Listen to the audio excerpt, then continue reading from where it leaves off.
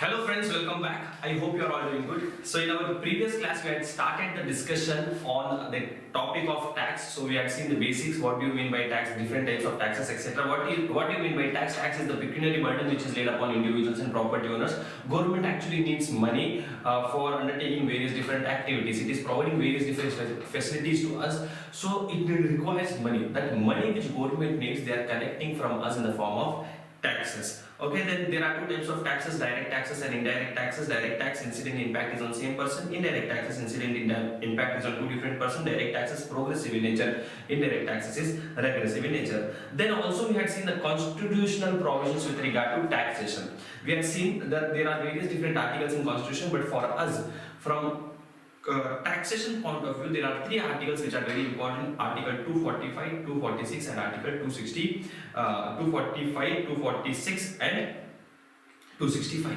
When 265 says no tax can be levied or collected unless there is an authority of law, and Article 245 says if there is any law which is required to be made for whole or any part of India, the central government or union of India can make the law, and if any law is required to be made for whole or any part of the state, then the state government or legislature state has the power to make such law. Then we had studied about Article 246. Article 246 has a schedule in it called as Schedule number 7. Schedule number 7 has three lists: union list, state list, concurrent list. Whatever is there in the union list with respect to those things, only the central government can make the law. Similarly, whatever is there in the state list with respect to that, only the state government can make the law, and whatever is there in the concurrent list with respect to that, only the both jointly central government and state government can make the law. So it is the union list. In union list there is an entry called as entry number 82. Entry number 82 of the union list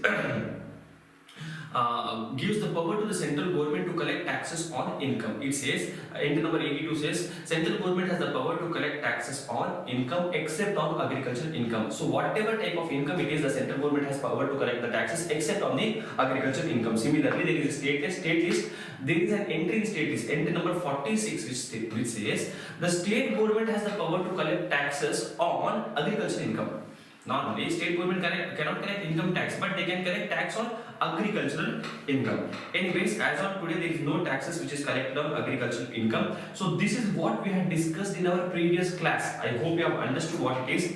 And today, let us start the discussion on. Let us continue the discussion on this beautiful topic of taxation, and let us see what we are going to learn today. Today also again we will be seeing basics. Maybe today's class also will be theoretical. From the next class we will be starting the tax rates. We will see how to compute tax rate, how to compute tax of an individual, company, or an HUF, etc. We will see all those things. So we are going to learn about what's the tax rates in our next class. So today also we will be doing some kinds of basics. I mean, these basics are very important for understanding the actual law. See, what do you mean by previous year? What do you mean by assessment year? What are all those things, etc. For those things, it is very important to learn all those things. Now, as I told you in my last video, I will be starting my discussion with the paper of income tax. Then I will be discussing the GST syllabus, the indirect tax syllabus. So now, before starting the discussion on actual subject, let me just ask you a few things. Do you know how to read a section? Now say for example, there is a section which is written like that. There is a section which says,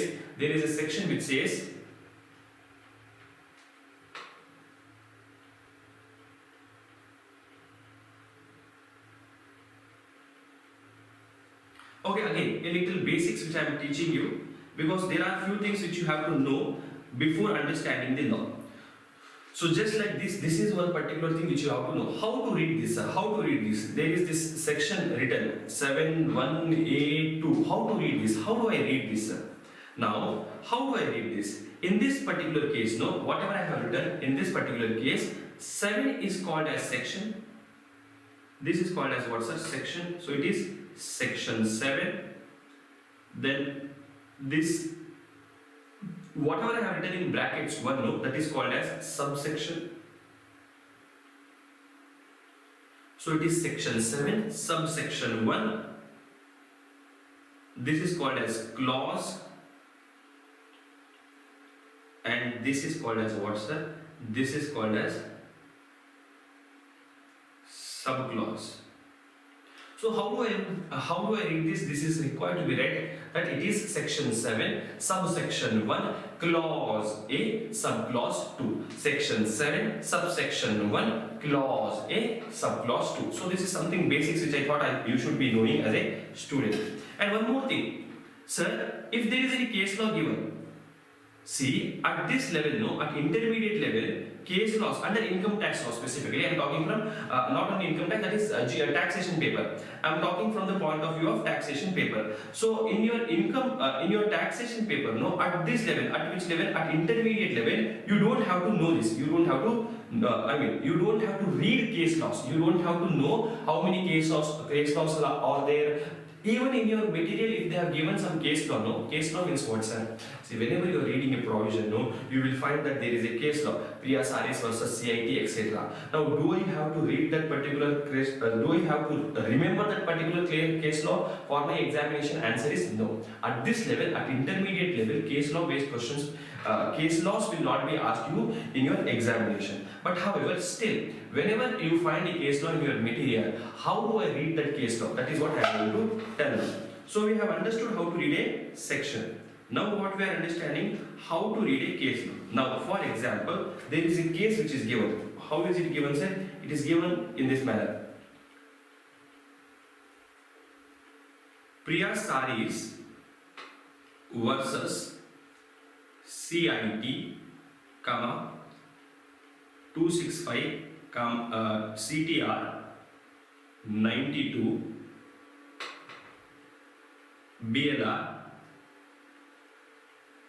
2022. BLR 2022. So now this is a case law. This is a case law. What is the name of the case law? Priya Saris versus CIT 265 CTR 92. Not CTR, ITR, sorry. ITR 92 and BLR 2022. Now when a particular case like this is given, see, mostly in your material you may not find this elaborated cases. It will be just written as Priya Saris versus CIT. Yeah, CIT versus Delhi, etc. Something like this will be written. But if you see a case law like this, Priya Saris versus CIT dot whatever it is, how do I read this, sir? What does this particular case law mean? What does this mean? This means that this person, Priya Saris is there, no? Priya Saris is the person who has filed the case. Priya Saris is a person who has filed the case. And on whom was this case filed? Priya Saris filed a case on CIT, Commissioner of Income Tax. So person on whom case is filed. In simple words, Priya Saris is called as appellant and Commissioner of Income Tax CIT is called as respondent.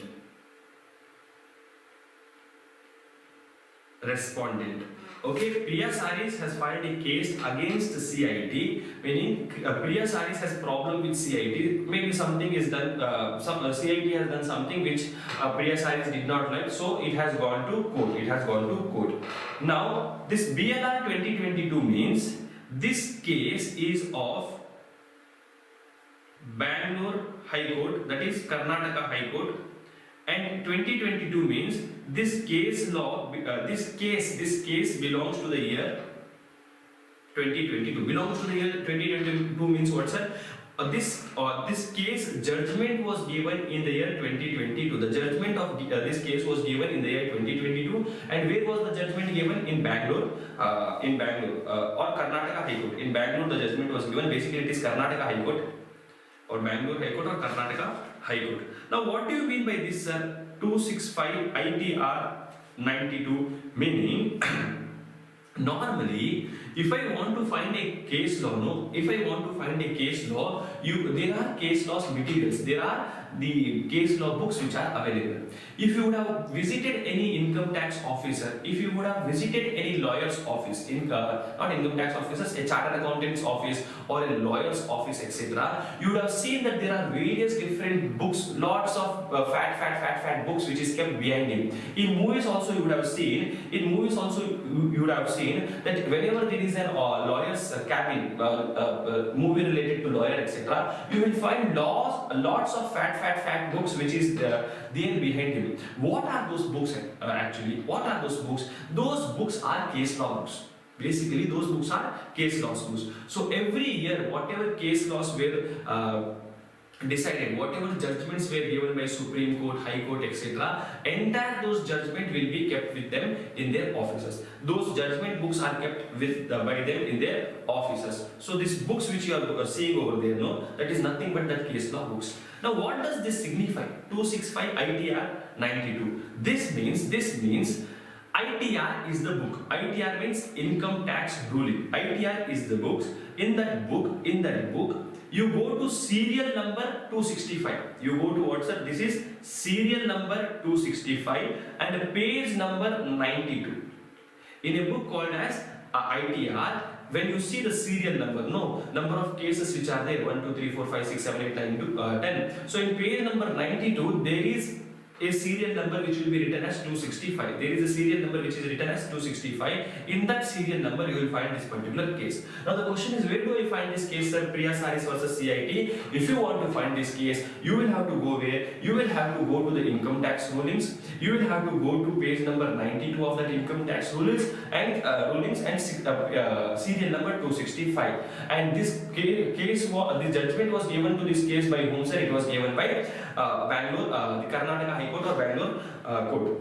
And which year the judgment was given? The judgment was given in the year 2022. The judgment was given in the year 2022, and the case was filed by Priya Saris against CIT. Filed by Priya Saris against CIT. Again, this was one more basics which I thought you should be knowing before actual discussion of on the subject. Before actual discussion on the subject.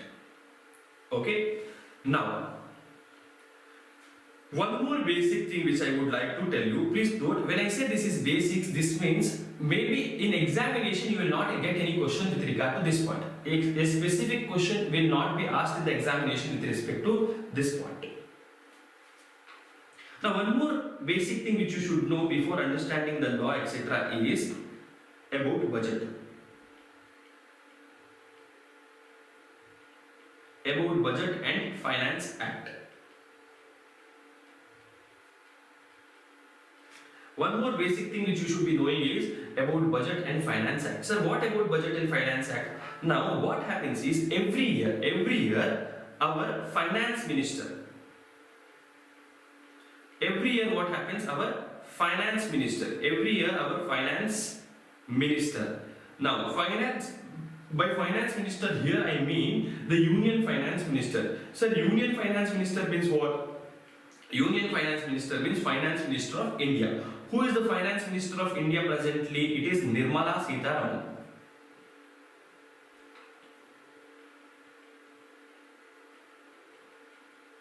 So presently the Finance Minister of India is Nirmala Sitharaman. So every year Nirmala Sitharaman, that is the Union Finance Minister, will present finance bill. Every year on which date, sir? Every year on 1st of February. Every year on 1st of February, the Union Finance Minister is going to present something called as finance bill. They are going to present something called as finance bill. Where are they going to present this? They are going to present this finance bill at the Parliament. They are going to present this finance bill at where, sir? At which place, sir? They are going to present this finance bill at the Parliament, and this finance bill is going to have various different changes which we are going to do under direct taxes, various different changes which we are going to do under indirect taxes. Now, every year on which date? 1st of February. Mostly it is on 1st of February if there is a public holiday, or normally there is no public holiday, but if there is a holiday or if there is a Sunday, etc., then maybe shifted one day before or one day afterwards. Okay, but normally till date we have seen that mostly it was on 1st of February only. So what happens? 1st of February, the Union Finance Minister, that is the Finance Minister of India, presently who is the Finance Minister of India? Nirmala Sitharaman. So the Finance Minister of India is going to present a finance bill. She is going to present a finance bill that is nothing but budget. She is going to present a finance bill which will consist of various different things.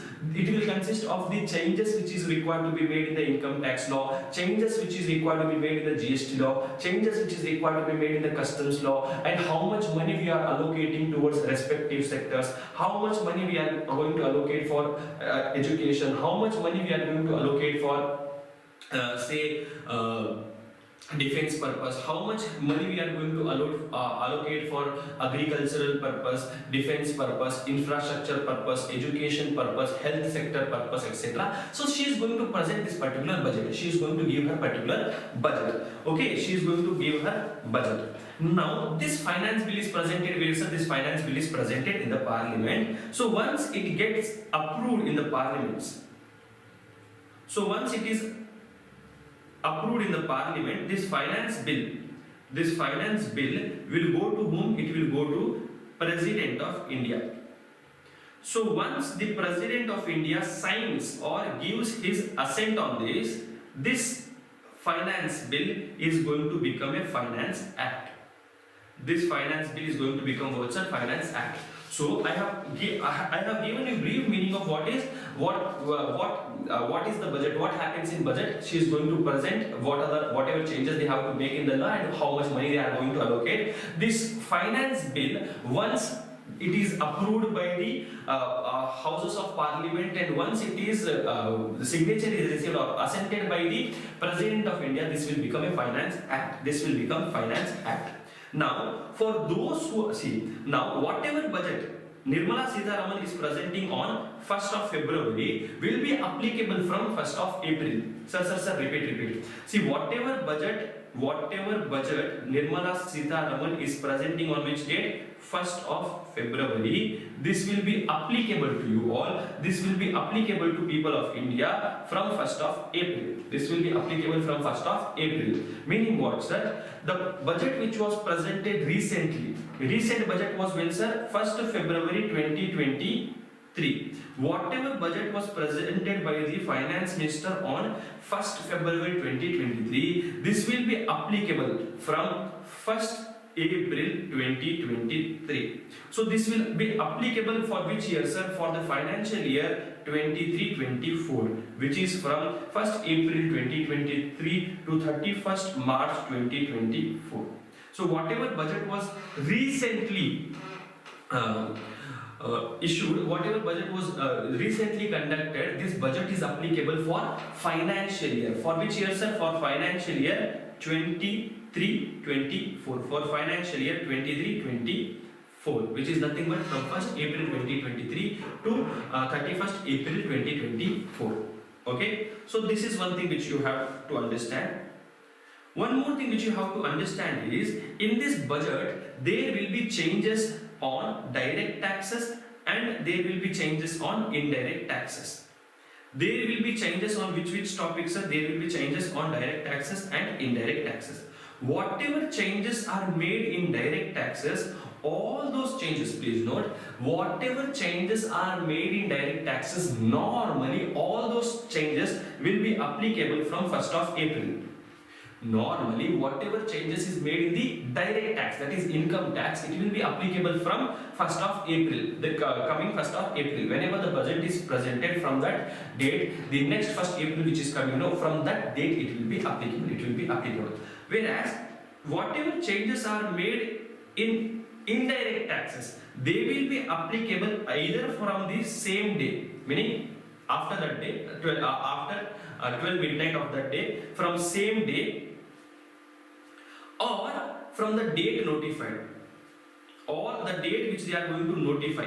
They are going to tell, okay, this particular changes which I have told you, know, this will be applicable from 1st of March, this will be applicable from 1st of April, or they will tell this changes will be applicable from the date as may be notified by the government. So indirect tax changes, it will have an immediate effect. It will have an immediate effect from the same day, in the sense from that day midnight 12 o'clock it will be applicable, or indirect tax changes will be applicable from the date notified by the government, whereas direct tax changes are normally applicable from which date? From 1st April. Whenever the budget is presented from 1st April,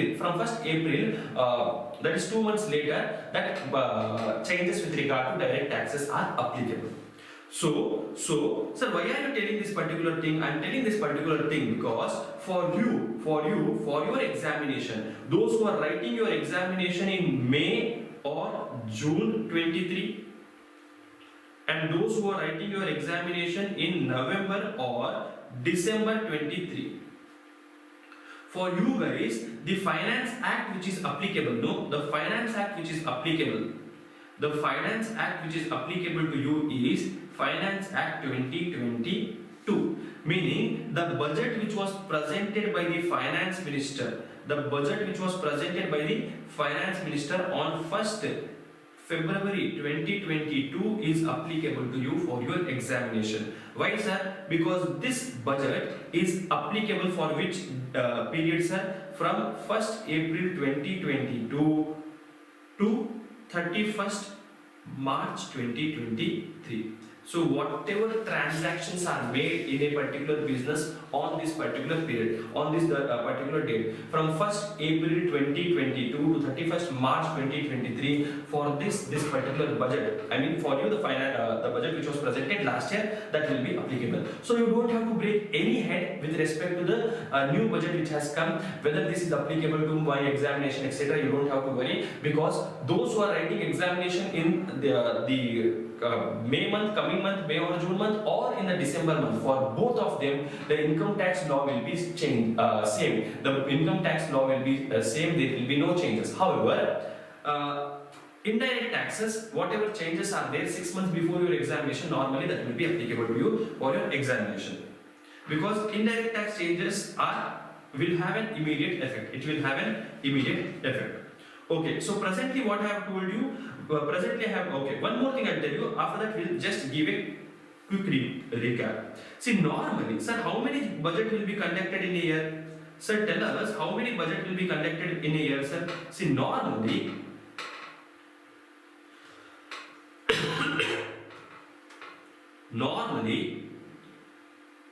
there will be one budget every year. So normally how many budgets are going to be conducted? Only one budget. Every year, 1st of February budget will be conducted. Normally only one budget will be conducted in a year. However, in the year of election, so whenever there is an election, in the year of election, what happens is they will have two budgets. In the year of election, there will be two budgets. One budget which will come before election, and one more budget which is going to come after election. Please note, this is not going to happen every year. By election, I mean the central election, not the state election. So by election, I mean over here is central election, because we are learning income tax law, which is framed by central government. So normally every year, how many budgets will be there? Only one budget will be there. But in the year of election, there will be two budgets. One budget will be before election, another budget will be after election. Obviously, I did not say this. The election before budget will be the present party, that is the party before election. The government before election is going to present this.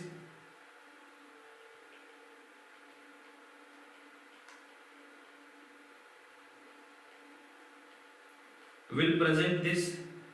So whatever budget is conducted after election, if there is a new government which is elected, that government is going to present, or if there is a same government which is elected, then the same government is going to present that particular budget. So please note, normally how much budget will be there? Normally in a year only one budget will be there. But in the year of election, how many budgets will be there, sir? In the year of election there will be two budgets, before election and after election. Before election and after election. So let me just give a quick recap of whatever we have discussed right now with respect to budget and finance act. Sir, what do you mean by budget and finance act? What do you mean by budget? See, normally what happens is Union Finance Minister, that is the Finance Minister of India, presently the Nirmala Sitharaman, on 1st of February they are going to present the finance bill at the Parliament. So whatever finance bill they are presenting at the Parliament, once it is approved by the Parliament, it will go to the President of India. The President of India is going to give his signature, he is going to give his assent. This will become a finance act. This finance bill is going to become a finance act. Now, sir, when is this budget applicable from? Whatever budget is presented on 1st of February, that will be applicable from 1st of April. So the present budget which was conducted on 1st February 2023, that will be applicable for the income which you are earning, for the transactions which you are undertaking for the period 1st April 2023 to 31st March 2024. Now, in budget, no, there can be changes with respect to direct taxes and indirect taxes. Whatever changes are made with respect to direct taxes will be applicable from 1st of April, and whatever changes are made in respect to indirect taxes, which will have an immediate effect, or it will be effective from the date notified by the government. Now, budget, normally every year only one budget will be there, every year only one budget will be there, but in the year of election there will be two budgets, interim budgets and final budget. Budget before election and budget after election. Budget before election by the present ruling party, and budget after election by the newly elected party. Now for your examination, which budget is applicable, sir? For those who are writing examination in May or June 23 or November or December 23, for you the budget which is applicable is Finance Act 2022, that is the budget which was presented on 1st February 2022. Okay, I think this brief introduction with respect to budget is also sufficient to you guys. Now let me start the discussion on this subject called as income tax. Now we are going to start the discussion on this beautiful subject, or with this beautiful topic called as income tax. Sir, before starting this subject, can you please tell us what are we going to learn in this subject? What do we have to study in this subject, sir? Can you please tell us what do we have to study in this subject? What do I have to study? What do I have to study? Meaning, should I study only Income Tax Act? Sir, I have heard that there is something called as Income Tax Act, sir. So should I read only that Income Tax Act, or is there any other things which I have to read with Income Tax Act? Now, in your income tax, you have to study something called as income tax law. What do you have to study? You have to study something called as what? Income tax law. Sir, what do you mean by income tax law? Now, Income Tax Act and Income Tax Law are different. See, there is a difference between what? There is a difference between the word law and the word act. There is a difference between the word law and the word act. So, what is the difference between act and word, sir? Act and law, sir. Law is a team. Act is an individual player of the team. Sir. Repeat. Law is a team. Act is a player of the team. Sir, means what, sir? Meaning, act is just one source of law. Act is just one source of law. Law can have various different sources in it. Meaning what, sir? What do you have to study here? You have to study something called as income tax law. You have to study something called as income tax law, which will consist in it Income Tax Act 1962. Meaning, when I say you have to study income tax law, by that I mean that you have to study Income Tax Act 1962. You have to study something called as Income Tax Rules 1963. Income Tax Act 1961. Income Tax Rules 1961. You have to study something called as Finance Act. You have to study something called as Finance Act, and you have to study something called as notifications. There are something called as notifications and circulars. Circulars are not important for you, but you have to study something called as notifications, and there are few things which are called as case laws. Case laws are also called as judicial decisions. So when I say income tax, by that I mean that you don't have to study only Income Tax Act, you will have to study the income tax law. So what is this income tax law consisting of? What does this income tax law consist of? So in short, if I want to say what this means is, this is nothing but sources of income tax law. When there is a question about sources of income tax law, then this is what you are required to write. This is what you are required to write. What are the sources of income tax law, sir? Income Tax Act 1961, Income Tax Rules 1962, Finance Act, notifications, circulars, case laws, that is nothing but judicial decision. Meaning what, sir? Income tax law contains your main provisions. Income tax law contains your main provision. It contains what, sir? It contains the main provisions of the law. Income tax law extends to whole of India, including the state of Jammu and Kashmir, and it has come into effect from 1st April 1962.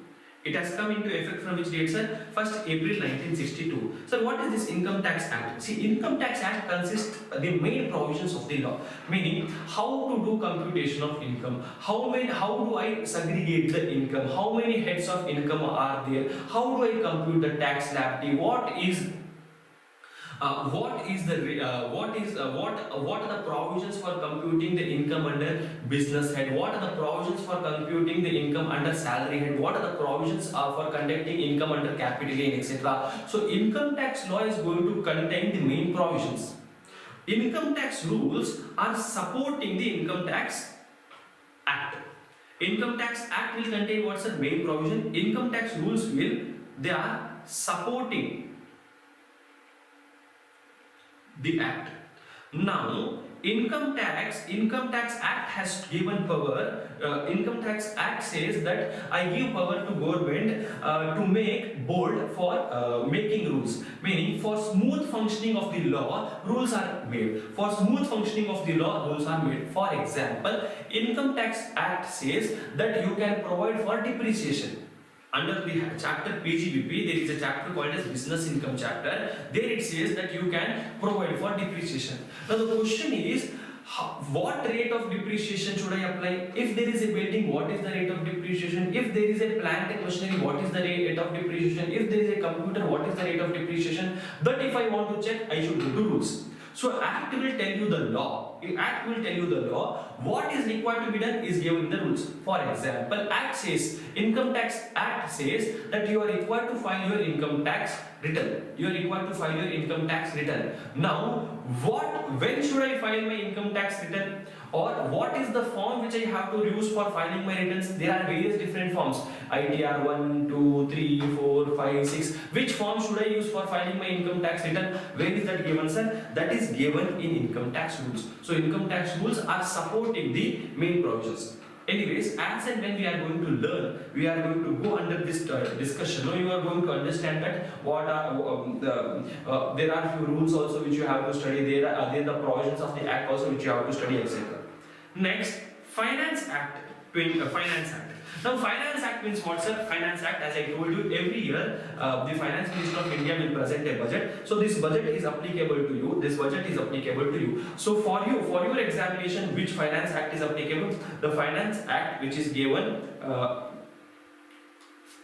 last year, that is Finance Act, which was Finance Act 2022 is applicable to you for your examination. Sir, what will this Finance Act consist of? See, every year government may change or it may not change. Every year government may make some changes in the Income Tax Act as well as indirect taxes, GST or customs. Now these changes you have to know. Every year whatever changes they are making. For example, simple thing I'll talk about is the tax rates.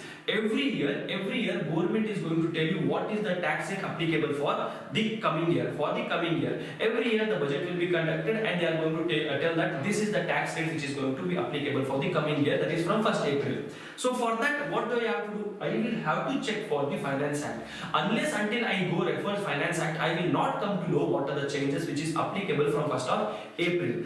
Okay, then we have something called as notifications or circulars. See, notifications are something which are issued for notifying a particular provision. As I told you, government may tell, okay, that this is a particular change which we are proposing to make. This is a particular change which we are planning to make. Now, this change will be applicable from which date? That government will notify. This change is applicable from which date? That government is going to notify. The government will say, so this is the change which we are going to make and it will be applicable from the date as may be notified. How are they going to notify this, sir? They are going to notify this by giving a notification. They are going to give a notification. Then there is something called as circulars. What are these circulars, sir? Circulars are guidelines given for income tax authorities. Circulars are not generally for everyone. See, notification is something which is applicable to everyone. Whether you are in Bangalore or in Jaipur or in Madhya Pradesh or in Maharashtra, I don't care. Wherever you are, once a notification is issued by the government, that notification will be applicable to everyone. However, circulars are not like notification. Circulars are document which are issued by income tax board, the board. It can be income tax or it can be GST also. It is issued by the board for internal purpose of the income tax department. Now there may be a provision of the law about which the understanding by the person sitting in Delhi and the understanding of the person who is sitting in Chennai may be different. So there is one single income tax law provision, there is one income tax provision, but interpretation of this provision may be different by a person who is sitting in Delhi and a person who is sitting in Chennai. The interpretation of a provision can be different by a person who is sitting in Kolkata and a person who is sitting in Jaipur. So what government does is, what the board is going to do is, the board is going to give a guidance that see, whatever provision is there, I have come to know that there is different interpretation which is done by different officers. So I am going to tell you what is the proper interpretation. So they are going to issue a circular. Circulars are for inner purpose or inner distribution. It is guidelines for internal purpose of what's an income tax department. It is only for the income tax department, or because we are talking about income tax law, so it is only for internal purpose of income tax department.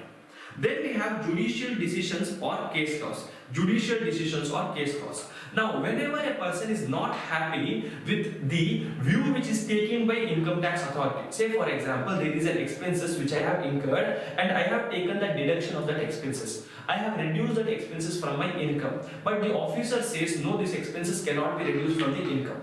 Now what is happening? There is a conflict between me and the officer. Officer is telling you cannot take the deduction, but I am saying no, I can take the deduction. So what is there? There is a conflict between Dilip and the officer. So whenever there is a conflict between the assessee and the income tax officer or income tax authority, they may go for clarification to higher authorities. For clarification purpose, for judgment purpose, they will go to higher authorities. It can be income tax appellate tribunal, it can be income tax appeals, it can be to high court, or it can be to Supreme Court. Supreme Court is the highest level of the law. So once they go to high court, Supreme Court, once they pass their order, that becomes a case law. Once they pass their order, once they give their judgment, that will become a case law. That will become a case law. See, normally whatever judgment is passed by Supreme Court of India, that is the law.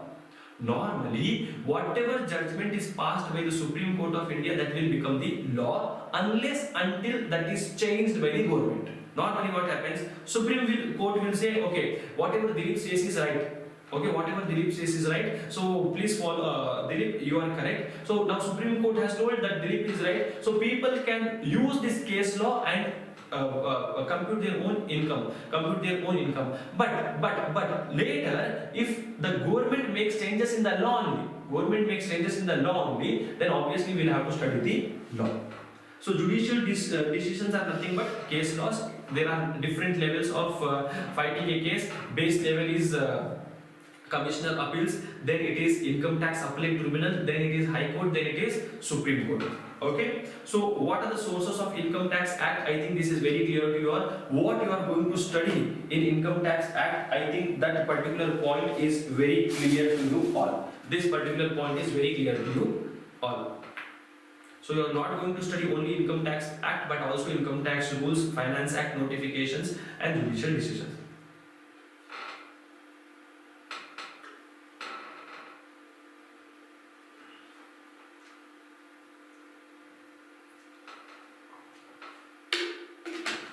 Okay. So let us start with our actual discussion on income tax law. Now, income tax law, I just explained you what are the sources of income tax law. Now, whatever we are going to study is directly from this subject, this topic called as income tax. Now, my question to you all is, what do you mean by income? My question to you all is, what do you mean by income, or give me some examples of income. Give me some examples of income. My question to you is, what do you mean by income? Give me some examples of that. Give me some examples. Sir, income, sir. See, sir, my father is working for a company. He is receiving salary. So that is his income, sir.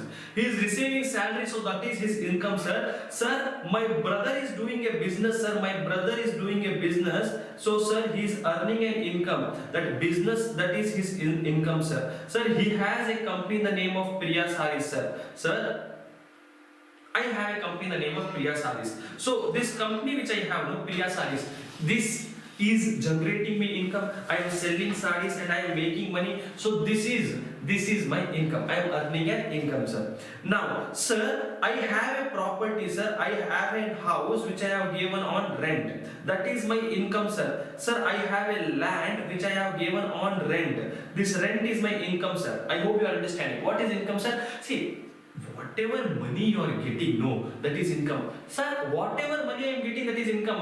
No. Sir, what do you mean by this? See, loan. Is loan your income? See, normally income means receipts. But is loan your income? Income means receipts. But is loan your income? Sir, loan is receipt. Loan means money coming in. Loan means money coming in. But is it my income? No, sir, it is not my income. It is not my income. Sir, why is it not income? That we'll see. Now, my question to you is, your father, your mother is paying you pocket money. Your father, your mother, they are paying you pocket money. Is it your income? That pocket money which you are receiving 500 rupees or 5,000 rupees in a month, is that your income? Now, what you have done is, you were walking on the road, you found 2,000 rupees note on the road. You found what, sir? You found a 2,000 rupees note on the road. You just took that note and put inside your pocket. Now the question is, this 2,000 rupees note which you found on the road, is this your income? This 2,000 rupees note which you found on the road, is this your income? On the roadside, you are seeing people selling vegetables. On the roadside, you are seeing people selling vegetables, people selling various different food items. Is that their income? That's by selling those products they are receiving some money. Is that their income? So whatever you are selling, sir, is that your income? Now I have a house. I am selling this house. Is it my income? I sold the house for say 10 lakh rupees. Is it my income? Sale of a house. Is it my income? Now what happens is, Virat Kohli, Mahendra Singh Dhoni, they are playing cricket. By playing cricket, they are making money. So whatever money they are making, obviously BCCI or the in case of IPL, the franchisees, etc., they are going to pay some money to them. So is it their income? Similarly, Virat Kohli, assuming he became man of the match, he received a car. So is that car his income? Similarly, in your school days, in your college days, you studied very well and you got something called as scholarship. The question is whether this scholarship is your income or not. Whether this scholarship which you got is your income or not. See what happened with you. See, I saw a movie, sir. I have seen a movie. In that movie, no, sir. In that movie, there is a person called as Pushpa. In that movie, there is a person called as Rocky Bhai. In that movie, there is a person called as what? Pushpa. There is a person called as Rocky Bhai. Sir, they are doing smuggling, sir. They are doing smuggling, sir. They are doing smuggling, sir. So whatever smuggling they are doing, by that they are earning money. They are earning money. Is it an income? Is it an income? Recently, a web series came in the name of Harji. A web series came in the name of what, sir? Fuzzy. So this Fuzzy web series, what happens? Shahid Kapoor prints duplicate notes, counterfeited notes, and he's selling those notes, and he's earning some actual genuine notes. Now the question is whether this is his income, whether whatever money he got by printing this duplicate notes, etc., whatever earnings he's doing, whether it is his income, whether this money is his income. I hope you are understanding my problem. My question to you is whether all those things are your income or not. Now you have given money to someone on loan and he is paying you interest, whether this is your income. Now you have received dividend from a company. You have invested money in some company, you have received dividend from that company, whether this dividend is your income. Now you have invested in some company's shares and you have sold those shares. You have sold those shares. You have made some gains by selling that shares. You have earned some profit by selling that shares. Is this your income? Is this your income? Now what you have done? No, you have purchased a lottery ticket. You have purchased a lottery ticket. You have won lottery of rupees 1 lakh. You have won a lottery of rupees 1 lakh. You went to Kaun Banega Crorepati. You went to Kaun Banega Crorepati. You answered few questions which is asked by Mr. Amitabh Bachchan, and you have won 3,20,000 rupees. Is this your income? Is this your income? Now what you have done is you have opened your mobile application and you have opened your mobile phone. You took out your mobile phone in your hand and you opened an application called as Dream 11. In the Dream 11 you made your own team and you started playing cricket. You have made some money. My question is whether that is your income.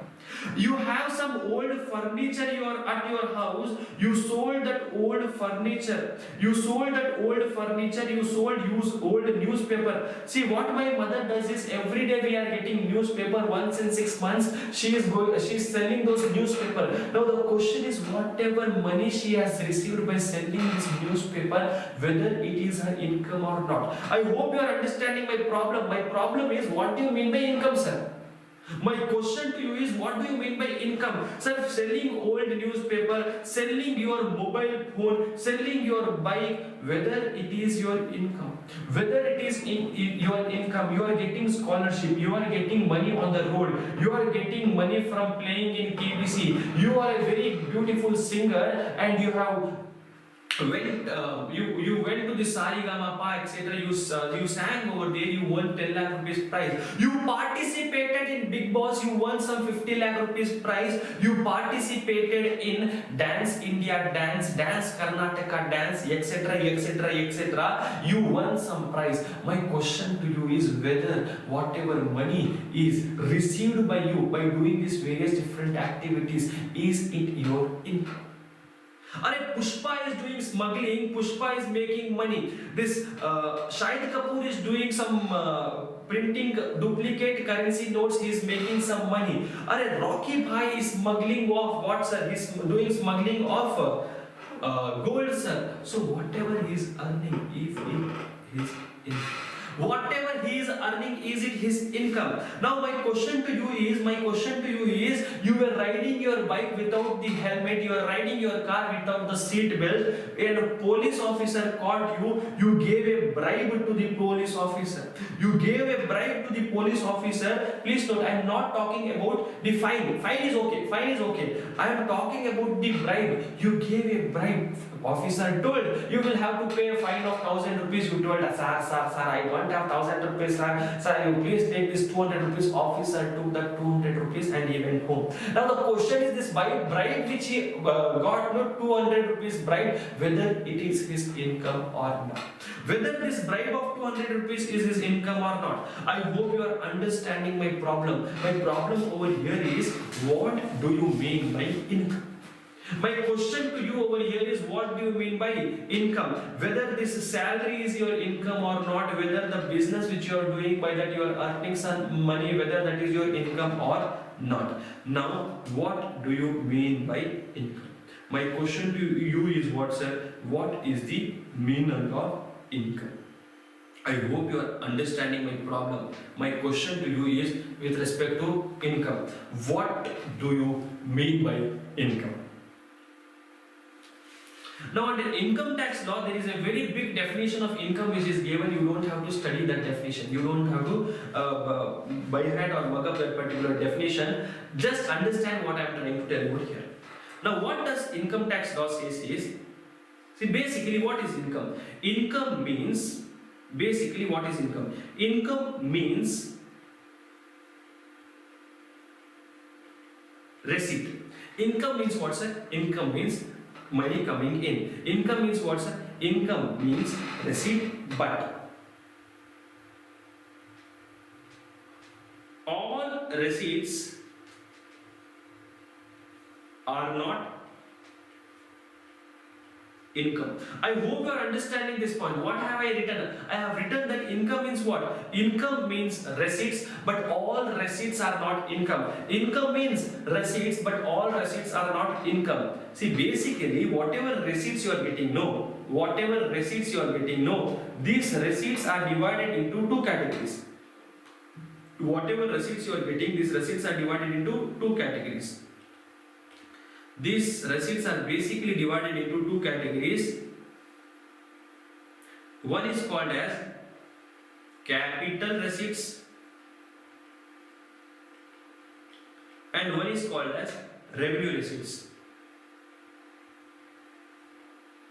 One is called as capital receipts, one is called as revenue receipts.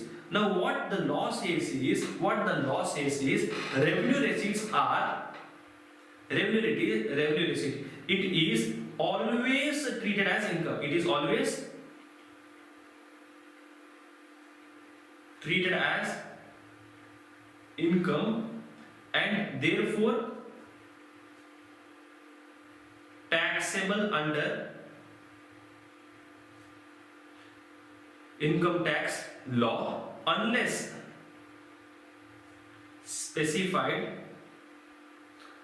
specifically excluded.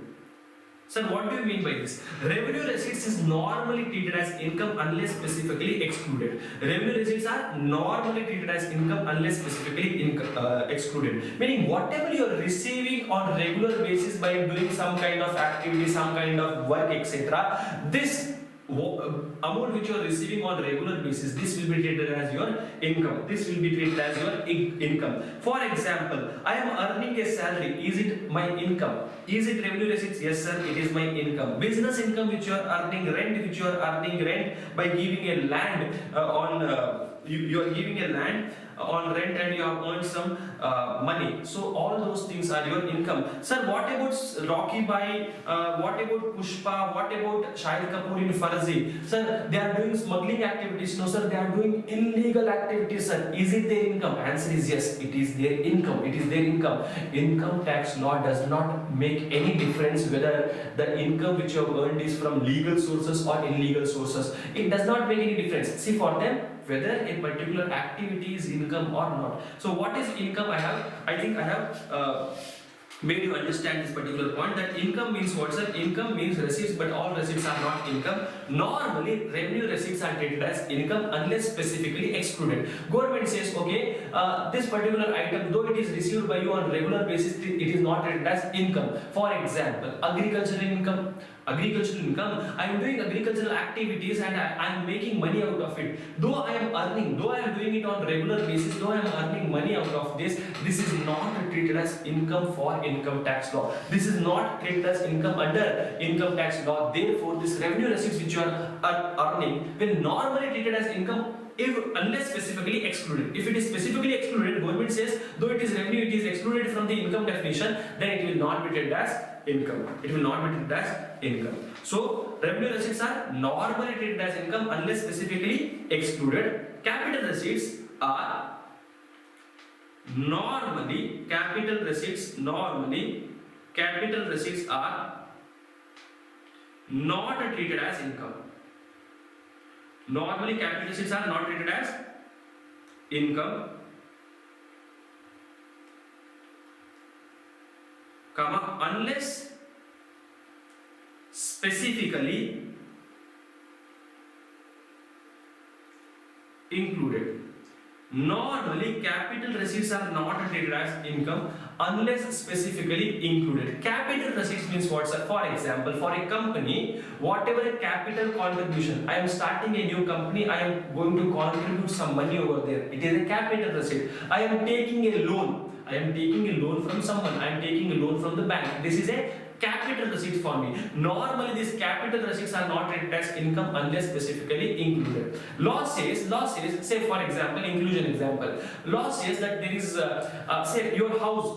If you give your house on rent, you will get rent on monthly basis. This is your revenue receipt. This is your revenue receipt. Therefore, it is an income. Now you sell this house. You are selling this house, you are receiving some money, you are making some earnings out of it, you are making a gain. This is called as capital gain. Normally, capital receipts are not income, but law has specifically told capital gain, though it is a capital receipt, that will be treated as income. Okay, so normally capital receipts are not treated as income unless specifically included. Unless specifically included. Okay, so I think this is very clear to you all. Income means receipts. Receipts are of two types: capital receipts and revenue receipts. Capital receipts are normally not treated as income. For example, for capital receipts, sir, say example loan taken, and example for revenue receipts, example is salary received. Okay, salary is your revenue receipts and it is income. Loan which is taken by you is your capital receipts and it is not your income unless specifically included in case of capital receipt, unless specifically excluded in case of revenue receipts. I hope you have understood the meaning of income also. Now what happens is, under income tax law, see, these are the different places from where you are earning the income. So these are the different places from where you are earning the income. These are different places. Say I am doing business, I am earning an income. I am giving a property on rent, I am earning an income. I have given loan to someone, he is giving me interest. I am receiving dividend from a company. I am receiving money out of the winnings from lottery or TV shows, etc. I am receiving money from sale of my old furniture, sale of my old mobile phone. Now all these things are different places from where you are earning the income. So can I say in short, all these things are, they are all, can I say in short, can I say that all these things are what, sir? Can I say that all these things are your various different sources of income? Can I say that all these things are your sources of income? Can I say that these are the different sources from where I am making the money? These are the different places or sources from where I am making the money. These are various different sources of income. For example, I have 5 businesses. I have a sari business, I have a sweet business, I have my CA practice, I have a chudidar business, and I have a dupatta business. So I have 5 different types of business. I am making money from all these different businesses. What is this treated as? These are all my different sources of business. These are all my different sources of business. Similarly, I am teaching somewhere, I am earning income out of them, I am making money out of it. So that is one more sources of income. I am say for example, I have my YouTube page and YouTube is paying some money to me. That is also one of the sources of income. So what is this, sir? There are so many different sources of income. There are so many different sources of income. Now income tax law, under income tax law, what happens is whatever different sources of income you are earning, whatever different sources of income you are earning, no, whatever different sources of income you are earning, these sources of income are required to be these different sources of income which you are earning, these different sources of income which you are earning, no, these incomes are required to be distributed by you into heads of income.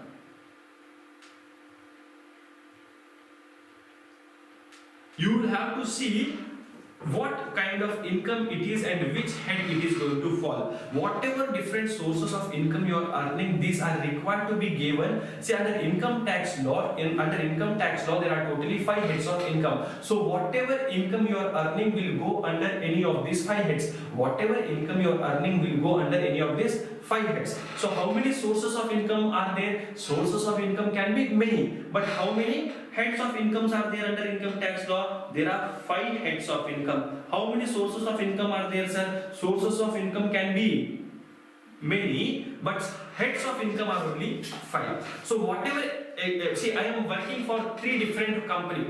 I am receiving salary from 3 different persons. So there are 3 sources of income, but everything will go under one head only, that is salary. So what are these heads of income? What are these heads of income? You are saying that there are totally 5 heads of income. Can you please name them, sir? Can you please tell us what are these different 5 heads of income? What are these different 5 heads of income? First head of income is your salary. Income from. First head of income is what, sir? Income from salary. Then we have income from house property. Then we have what, sir? Income from house property. Then we have something called as income from business or profession.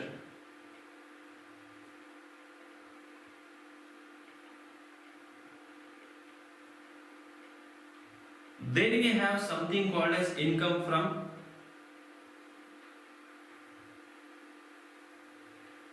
capital gain. And at last we have something called as income from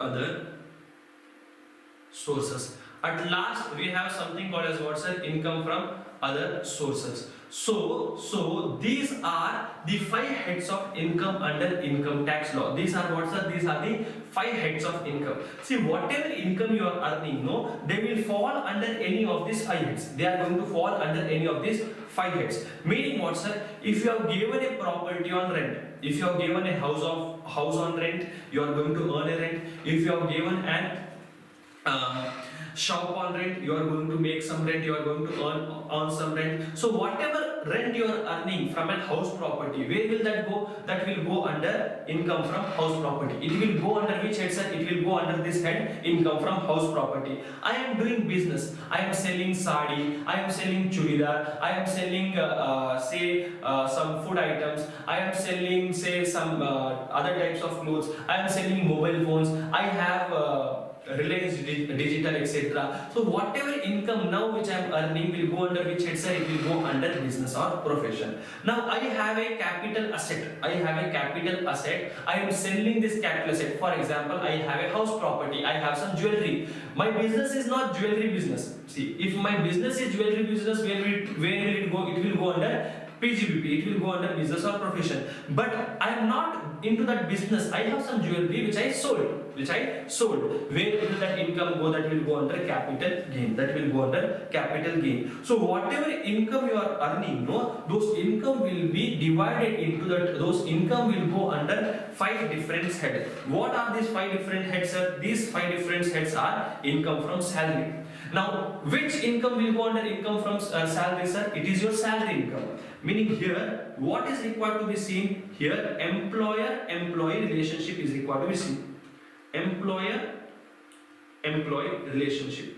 If there is an employer-employee relationship, then the income which is going to go is going to be taxable under which head, sir? It is going to go under this particular head. Now a person can work for 5 companies, he can earn income from 5 different companies. Now all these 5 companies are paying him salary. Where will that income go? It will go under this particular head called as income from salary. Where is it going to go, sir? It is going to go under this particular head called as income from salary.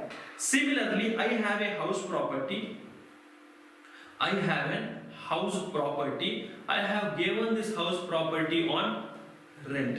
I have given this house property on rent. Now whatever rent I am receiving by renting out or letting out a house property, that rental income will go under which head? It will go under income from house property. It will go under income from house property. It will go under income from house property. I am doing some kind of business, I am doing some kind of profession. I am doing some kind of business, or I am doing some kind of profession. I am a doctor, I am a lawyer, I am an actor, etc. Now I am a chartered accountant, etc. So whatever income I am earning from my profession, or whatever income I am earning from my business, where will that income go? That income will go under the head business or profession. That income will go under the head business or profession. So a person can have so many different sources of income, but these sources of income will go under these respective heads. I have a capital asset.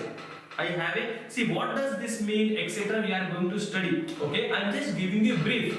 In future, what is that thing which you are going to study under income tax law? You are going to study a topic called as heads of income, wherein you are going to study each and every topic separately, and in your examination, this will have the maximum weightage. These topics will have maximum weightage, but as of now, I am just giving you the difference between sources of income and heads of income. Sources of income can be many. These sources of income, these different income will go under respective head. What will go under capital gain? If you have a capital asset, and if you have sold that capital asset, if you have transferred that capital asset, whatever gain you are going to make by this particular transfer, is called as capital gain, and that capital gain is taxable under which head, sir? It is taxable under income from capital gain. It is taxable under which head? It is taxable under income from capital gain. Now, last one is what's an income from other sources. Now, if you are earning some income which is not a salary, if you are earning from some income which is not a rent, if you are earning some income which is not from business or profession, and if you are earning some income which is not capital gain, meaning if you are earning an income and if it is not falling under any of these 4 heads, if you are earning some income and it is not falling under any of these 4 heads, then that income will go under which head, sir? It will go under other sources. If you are earning any income and that income is not falling under any of the above heads, that income will fall under which head, sir? That income will fall under this head called as income from other sources. It will fall under which head, sir? It is going to fall under the head called as income from other sources. So all other incomes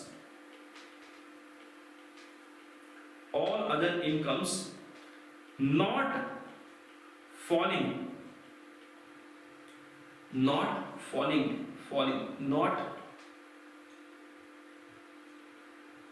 falling under any of the above head, will go where, it will go under this particular head, income from other sources. Say for example, I have invested money on share in some company shares, and that company is paying me dividend. That will go under income from other sources. I have given loan to someone, he is giving me interest. I have purchased a lottery ticket and I won some money from it. I went to KBC, I earned some money. All these incomes are not falling under any of this above. See, going to KBC, is it my business? No. Is it a salary income? No. Is it a house property income? No. Is it a capital gain? Answer is no. So where will it go? It will go under income from other sources. It will go under income from other sources. So if there is any income which is not falling under any of these above heads, if there is any income which is not falling under any of the above heads, it will fall under which head, sir? It will fall under this income from other sources. So I hope I have made you understand the difference between sources of income and heads of income. Sources of income is the place from where you are getting the income. Heads of income is where you are going to put this particular income. Sources of income can be many. Heads of income are only 5. How many heads of income are there? Only 5 heads of income are there. Now one more small discussion I am going to do, and I am going to conclude this video, then we will obviously continue our discussion in next video. One more small discussion I am going to do. So now what is this small discussion, sir? So this small discussion is about what do we have to do under income tax law. Sir, you say that we have to study income tax act, you say that we have to study income tax law, but what do we do under income tax, sir? In this chapter, in this topic, in this subject income tax, what do we do? What do we do in income tax? What do we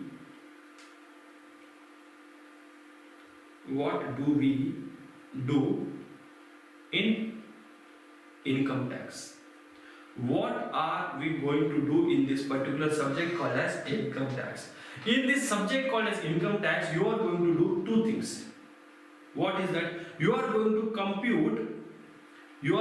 compute something called as total income.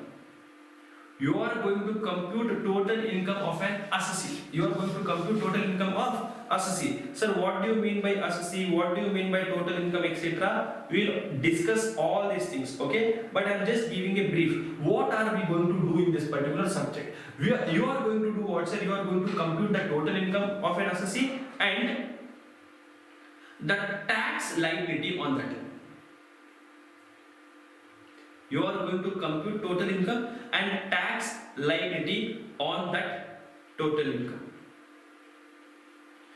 First, you are going to compute the total income, whatever income is earned by a person, that income will be called as his total income. On the total income, you will have to compute the tax liability, how much tax he has to pay, Now, whatever I am writing, maybe there are few words which you may not understand now, but in next video, obviously, it will be clear to you all. In our next video, these words, etc., will be clear to you all. So, but anyways, I am writing now something which you can note down, but you don't have to worry about what does it mean. Sir, you say I have to compute the total income. Sir, how do I compute the total income? Computation of total income. Computation of total income. Total income. Now, whenever you are computing the total income, you should first write the name of the person whose total income you are computing. So you should write what, sir? You should write the name of the assessee. You should write the name of the assessee. Then you should write the previous year for which you are computing the total income. You should write the assessment year for which you are computing this total income. So what you have to do, you will have to write the name of the assessee, the previous year for which the total income is computed, the assessment year for which the total income is computed. So computation of total income, particulars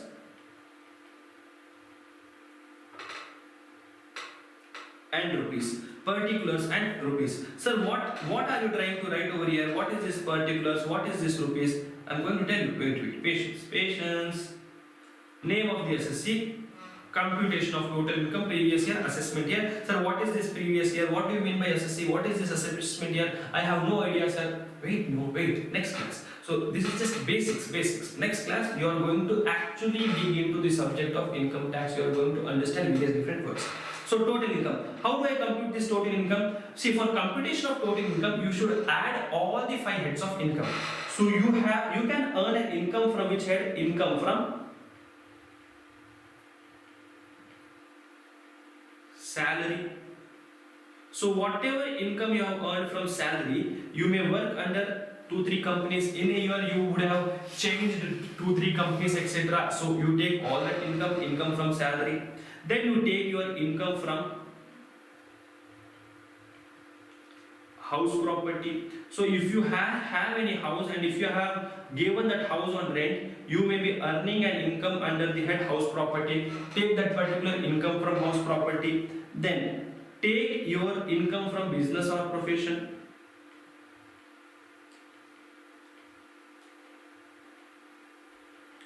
Take your income from business or profession. Take your income from which head, sir? Take your income from business or profession. Then point number D. Income from capital gain. So next head of income is your capital gain. So take that income under the head capital gain. Then take your income from other sources.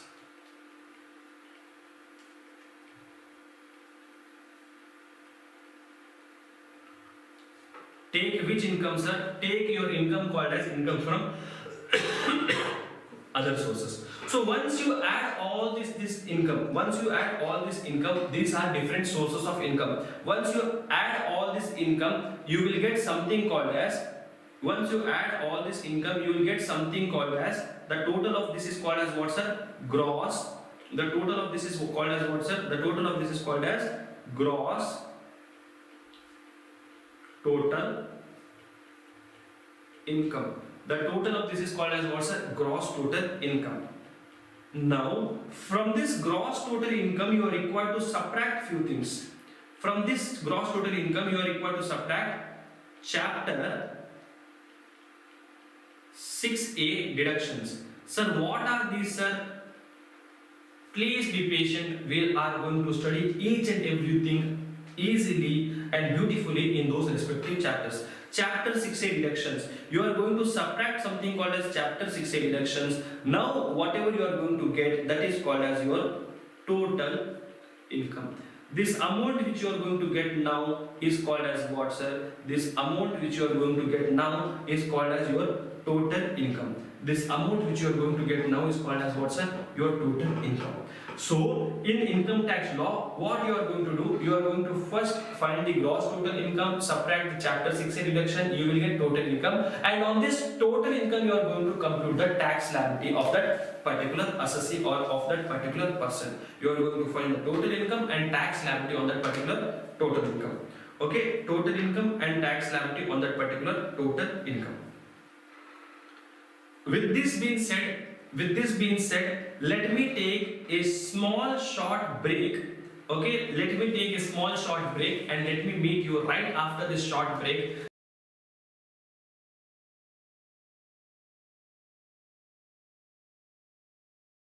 Hello friends, welcome back. So let us now continue our discussion. So in our discussion before the break, we had discussed about the what do we do under income tax law. We compute the total income and we also compute the tax liabilities. We have understood the meaning of income, what do you mean by sources of income, heads of income, etc. So this is what we had discussed in before break. So now actually let us actually start the discussion on income tax law. Now let us get into this subject as a whole. Now there is a section called as section number 4. Sir, where is this section? This section is there in your income tax law. Section 4 of what, sir? Income Tax Act 1961. Section 4 of Income Tax Act 1961 is the charging section. Section 4 of Income Tax Act is what, sir? It is the charging section. The income tax which you are paying, no, you are paying the income tax because of this particular section. It is this section number 4 which says that you will have to pay income tax on your income. If you are earning any type of income, then you will have to pay the taxes on that particular income. Who is telling that? Charging section, section 4 is telling that. Section 4 is telling you to pay the income tax. Section 4 is what, sir? Charging section of income tax. Now let us understand what this section 4 is talking all about. Section 4 says income tax is charged for every assessment year. Income tax is charged for every assessment year.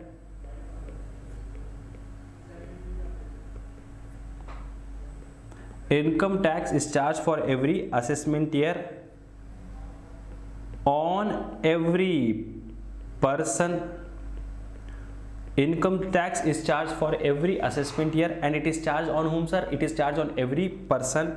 It is charged on every person on the total income.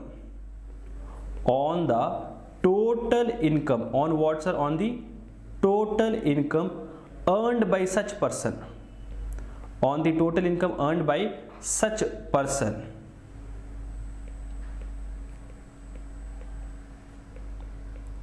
On the total income which is earned by such person in the previous year. In the previous year. Income tax is charged on what? Income tax is charged for every assessment year on every person on the total income which is earned by a person in every assessment year at the rates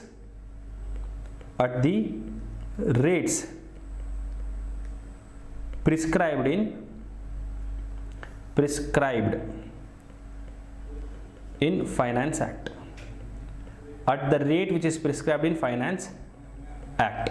So here you are going to understand about few important terms. See, section 4 is the charging section. Section 4 says you will have to pay income tax. When will I have to pay income tax? You will have to pay income tax for every assessment year. You will have to pay income tax for every assessment year. And who has to pay? Every person has to pay. On what should he pay this income tax? He will have to pay this income tax on the total income which is earned by him in the previous year. And at what rate should I pay, sir? You should pay this income tax at the rate specified in the Finance Act. So there are few terms which you are going to learn over here. Point number 1 is with respect to assessment year. Sir, what do you mean by this assessment year? Sir, what do you mean by person? Sir, what do you mean by total income? What do you mean by previous year? What do you mean by previous year?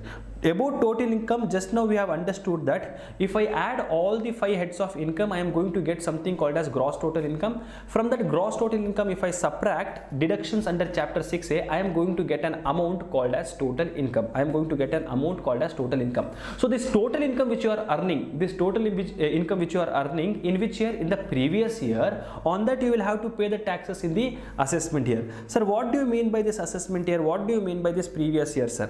And at what rates which will you have to pay the taxes? You will have to pay the taxes at the rate which is prescribed in or specified in the Finance Act. For your examination, which is the Finance Act applicable to you? It is Finance Act 2022. So you will have to see what are the rates specified in Finance Act 2022. Accordingly, that rate you will have to apply for determining the tax liability. So this is the charging section. This is the charging section. See, actual charging section, actual wordings of the law is that income, actual wordings of the law is income of the previous year. This is the actual wordings. Income of the previous year of a person is charged to tax in the immediately following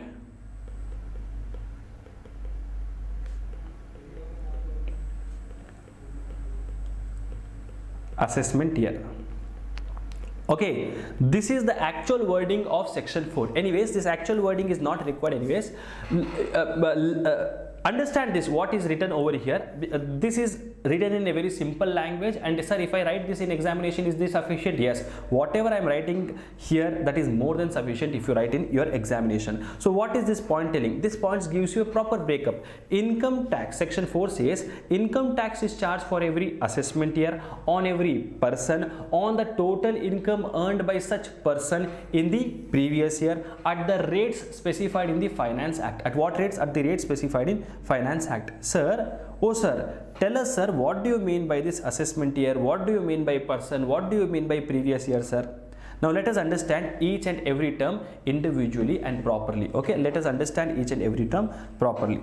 Now first, let us understand what do you mean by assessment year and previous year. What do you mean by assessment year and previous year? Basically speaking, generally speaking, year are classified into two categories. Generally, the years which are there, no, these years are classified into two categories. One is called as calendar year and another one is called as financial year. One is called as what, sir? Calendar year, and one more thing is financial year. Sir, what is this calendar year? I think you all will be knowing. Calendar year is what, sir? Calendar year is the period starting from 1st of January of every year and ending on 31st of December every year. The period which is starting from 1st of January and ending on 31st of December is a calendar year. Being a commerce student, for us, we don't have any importance. With respect to with respect to this particular term called as calendar year. For us, calendar year is only important for knowing whether the year has changed or not, to celebrate the new year, etc. Apart from that, being a commerce student, for us there is no importance of this calendar year. What is important to us? For us, the important term is financial year. For us, what is important, sir? For us, this financial year is important. Sir, what do you mean by financial year? Financial year is a period starting from 1st of April and ending on 31st of March. For us, this financial year is important. Financial year means what, sir? The period starting from 1st of April and ending on which date? 31st of March. That is a financial year. Now, for income tax purpose, this financial year is divided into two categories.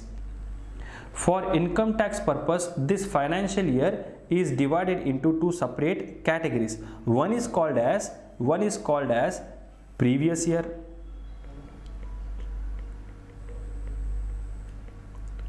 and another one is called as what, sir? Assessment year. One is called as previous year and another one is called as assessment year. Sir, can you please let us know what do you mean by this previous year and what do you mean by assessment year? Yeah, that is what we are trying to understand over here.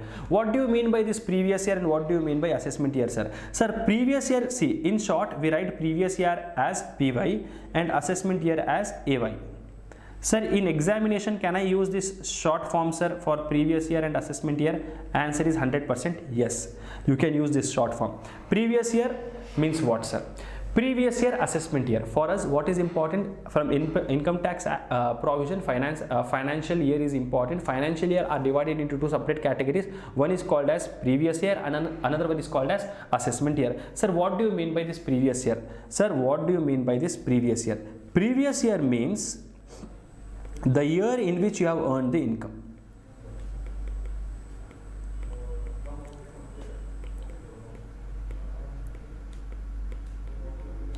Sir, what do you mean by previous year? Previous year is the year in which income is earned by a person, and assessment year is the year in which he has to pay the taxes. Previous year is the year in which assessee has earned the income, and assessment year means what, sir? Assessment year is the year in which the assessee has to pay the taxes. Assessment year means what, sir? Assessment year means the year in which assessee has to pay the taxes. Assessment year means year in which tax is paid. Year in which tax is paid. So the year in which you are earning the income is previous year. The year in which you have to pay the taxes on that particular income is assessment year. Meaning what, sir? Meaning what? Say for example, I was working for a company and I got salary in the previous in the financial year. In simple words, in the financial year 22-23, I got a salary of say 10 lakh rupees.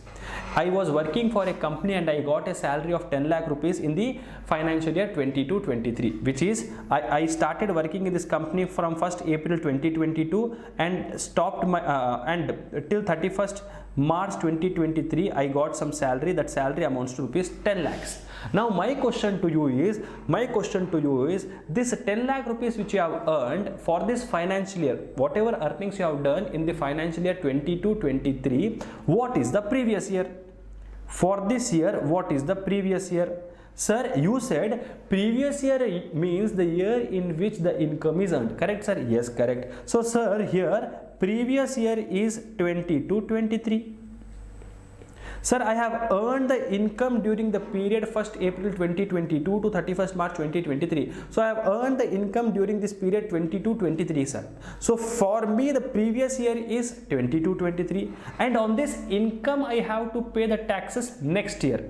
On this income, whatever I have earned in the financial year 22-23, I have to pay taxes in the next year.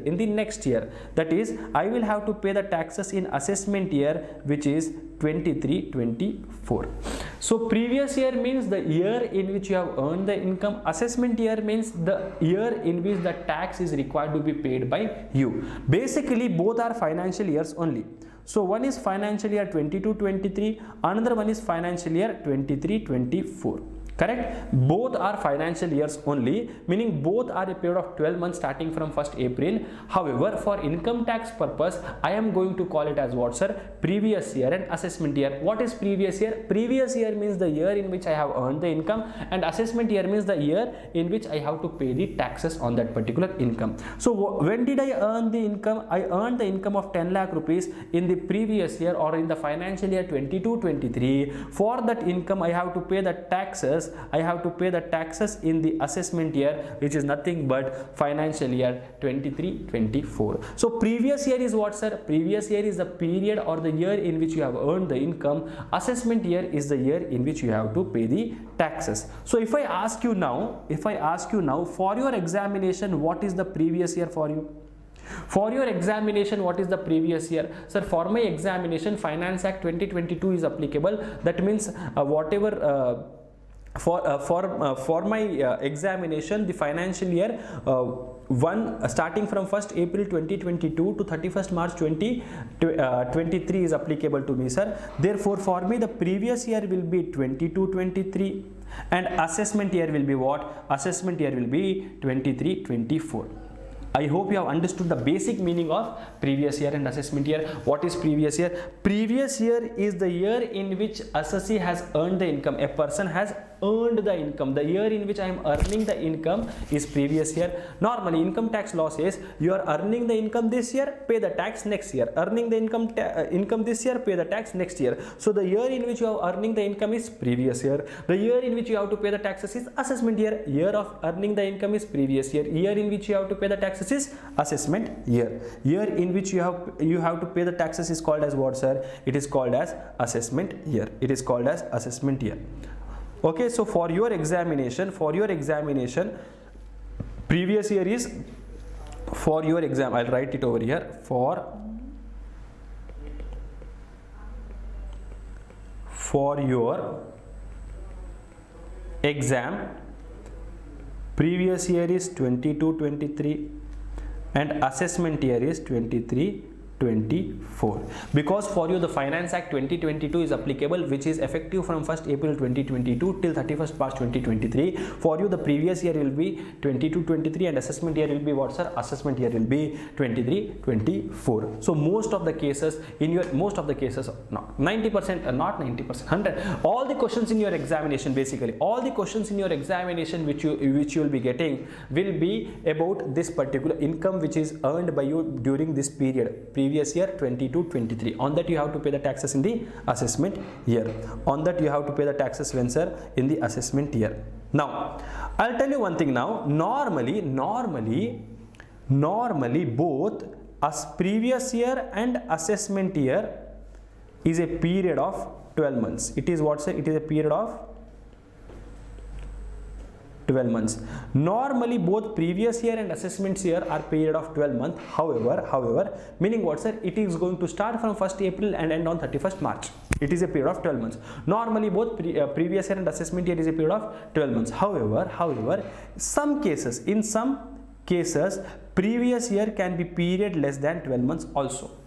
I'll repeat, normally both previous year and assessment year is a period of 12 months. Normally both previous year and assessment year is a period of 12 months. However, in some cases, previous year can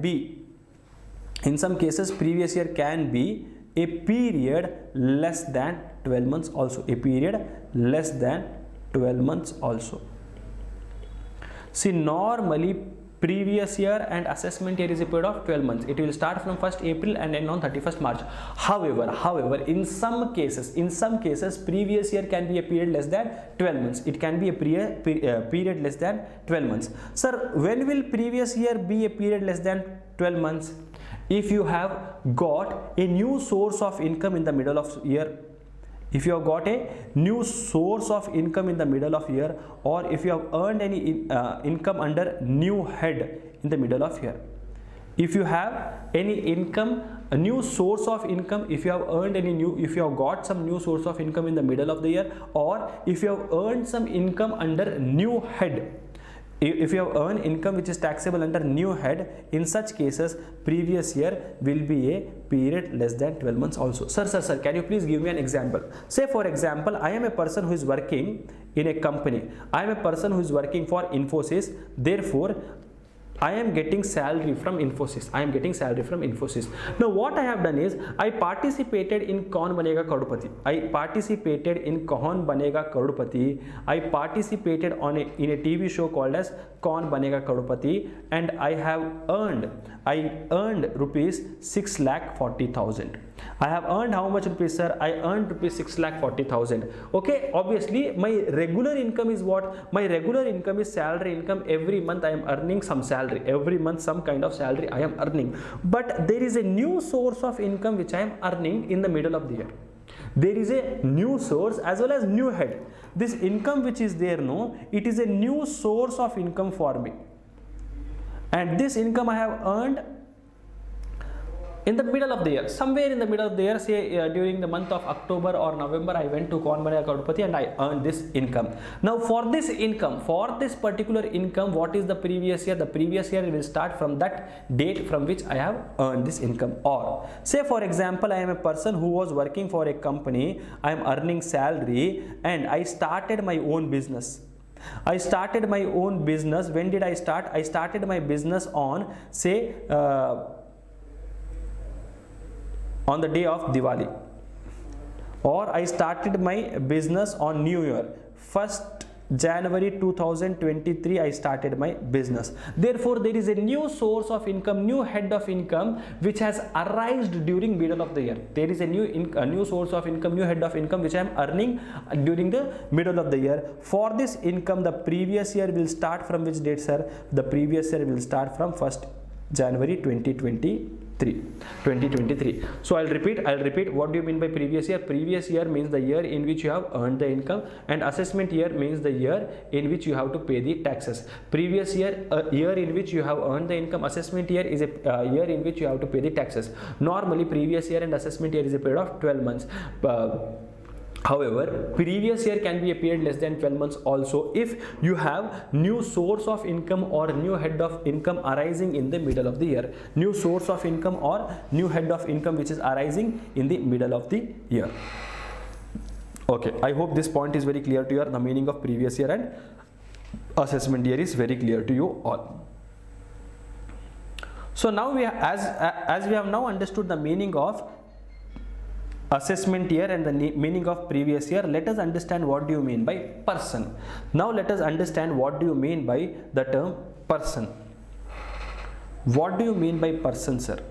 Sir, what do we mean by person? There is a section called as section 2, subsection 32, clause 31. See, normally I taught you over here how to read sections, correct? I taught you over here how to read sections. Now normally how to read this section? Section 7, subsection 1, clause A, subclause 2. Now anything starting with section 2, anything starting with section 10 and anything starting with section 47 under income tax law, anything starting from section 2, section 10 and section 47. Now there is something called as section 2 bracket 31. section 10 bracket 1, section 47 bracket 2. In such cases, how do I read this? See, normally how do I read this? Section 2 subsection 31, 10 subsection 1, or section 47 subsection 2. But for the purpose of income tax law, these three things, for these three particular sections, how am I going to read this, sir? It is section 2 clause 31, section 10 clause 1, section 47 clause 2, section 47 clause 2. See, section 2 is the definition section. Okay, not only this act, any other act also, section 2 is the definition section. So how do I read this? Section 2 clause 31. I am going to read any act in that matter. Section 2 is read as section 2 clause 31, and section 10 over here is with regard to exemptions, and section 47 is with respect to no transfer cases.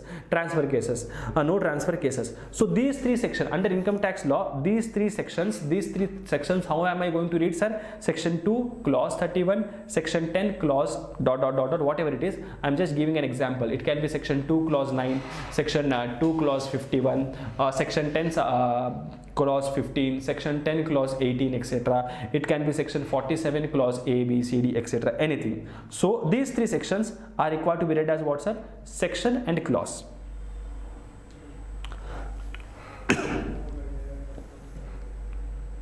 Okay, section 2 clause 31. Section 2 clause 31. See, please note, this is something only for reading purpose. Obviously, in examination, you are not going to write section 2 clause 31, etc. You can just write this. If you write this much, it is more than sufficient. If you write this much, it is more than sufficient. Section 2 clause 31. Now, what is section 2 clause 31 talking about? It talks about person. What do you mean by person? What do you mean by person? Section 2 clause 31 says person includes. Whenever you find a definition with the word includes, what does it signify? Person includes. What does it signify? It signifies that whatever you generally understand by a person is a person. Do you think a company is a person? Yes, sir, company is a person. Do you think a partnership firm is a person? Yes, sir, partnership firm is a person. Do you think individual is a person? Yes, and do you think I am a person? Yes, sir, you are a person, etc. Correct? So whatever you generally understand by the word person is a person. Whatever you generally understand by the word person is a person. Apart from that, the person shall include these things. What shall a person include, sir? Person shall include, point number 1. A person shall include individual. Sir, what do you mean by individual? Individual means you and me. Individual means what, sir? Individual means you and me. Individual means what, sir? Natural person. Individual means you and me, natural person or an human being. Individual means a natural person or an human being. So income tax law says an human being, a natural person, an individual is a person. It can be male, female, it can be minor, major, it can be anyone. A person of unsound mind is also a person for income tax law. So individual means what, sir? Natural person. A natural person is a person under income tax law. An individual is a person under income tax law. Point number 2, sir, who is a person, sir? Person number 2, who is a person? Person includes HUF.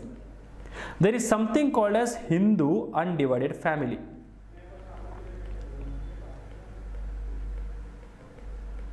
Income tax law says Hindu undivided family is also a person to me.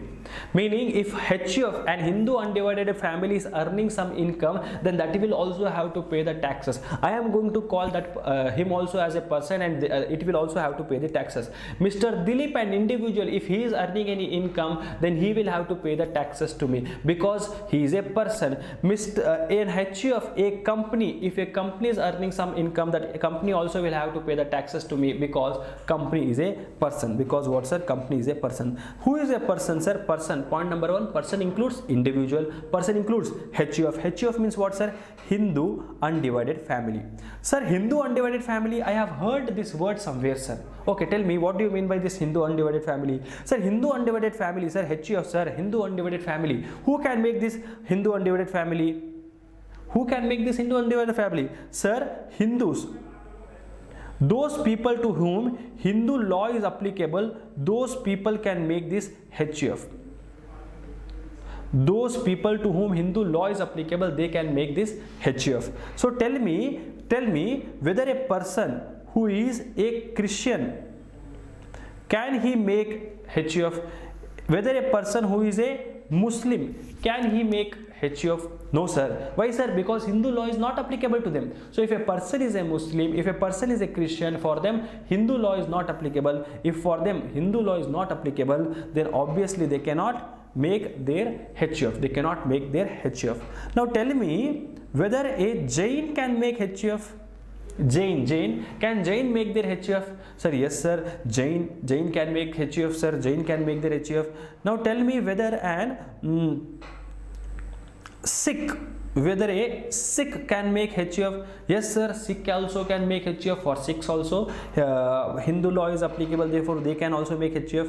Tell me whether a Buddhist, can a Buddhist make an HUF? Yes sir, a Buddhist also can make an HUF. Why sir? Because for them Hindu law is applicable. So who can make an HUF? All those people to whom Hindu law is applicable, they can make their own HUF. Therefore Christians, Muslims, etc., Zoroastrians, etc., for whom Hindu law is not applicable, they cannot make their HUF.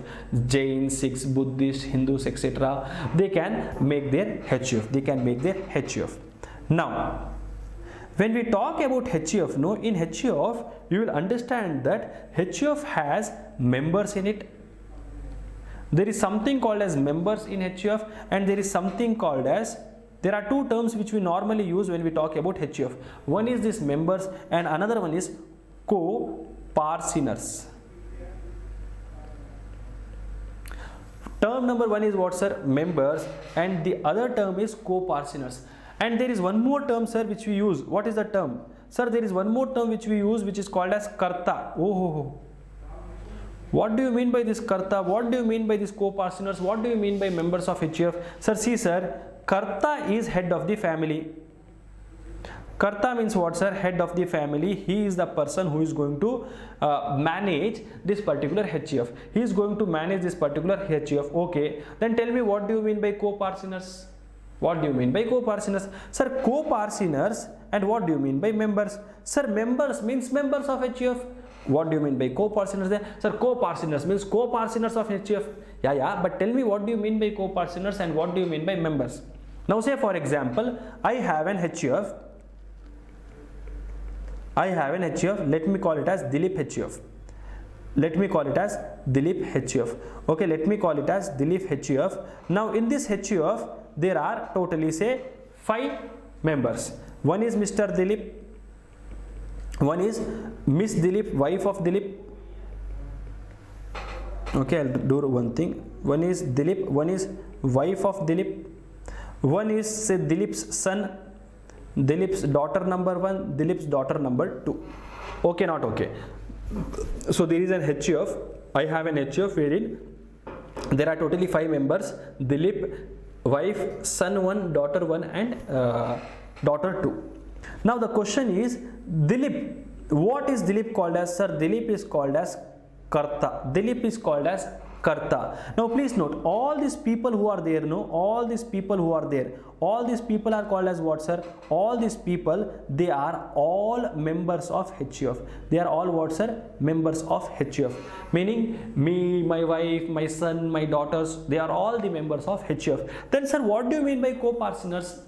What is the difference between members and co-parceners, sir? See, members means the number of people who are there in your HUF. Members means the number of people who are there in your HUF. Then sir, what do you mean by co-parceners? Co-parceners are those people who can demand for partition of HUF. Co-parceners are those people who have right in the HUF property, right in the ancestral property. Now in the present case, Mr. Dilip, son 1, daughter 1 and daughter 2, these people are called as co-parceners.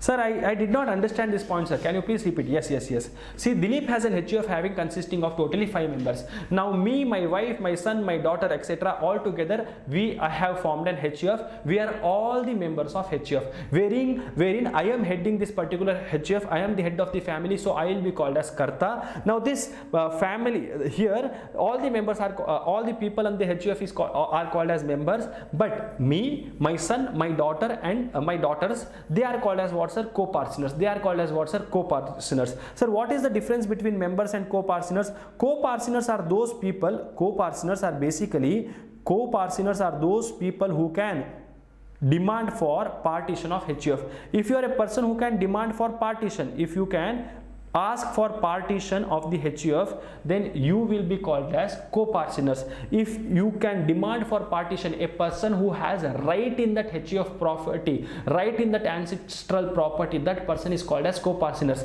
Sir, that means your wife does not have right in your property. Yeah, no.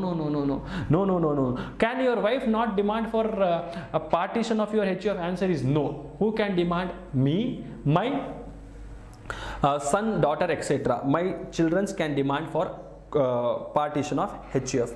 Now please note, my wife is member of my HUF and she is co-partner of her father's HUF.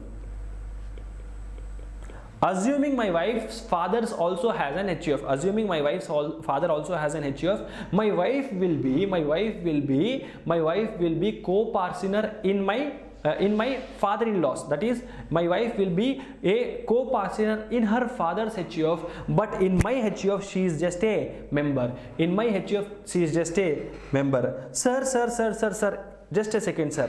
What I understood now is, say if this is me, if this is me, then I am member and co-partners of my father's HUF. Correct, sir? Yes, correct. Sir, my brother, this is me, assuming it is me. Sir, my brother is member plus co-partners in my father's HUF. Correct, sir? Yes, correct. Sir, my sister, please understand carefully, my sister is member plus co-partners of my father's HUF. Correct, sir? Correct. Sir, my friend is neither member nor co-partners. The question of friend should not come at all. Sir, my mother, my mother is only member of my father's HUF. Correct, sir? Yes, she is only the member of your father's HUF and she is co-partner and member of her father's HUF. Correct, sir? Correct. I'll repeat, sir. Well, just a second, sir. Can I repeat? Yes. See, sir, if I am talking about myself, I will be member and co-partner of my father's HUF. My brothers, my sisters, etc., they will also be members and co-partners of my father's HUF. And my mother will be member of my father's HUF. Similarly, my wife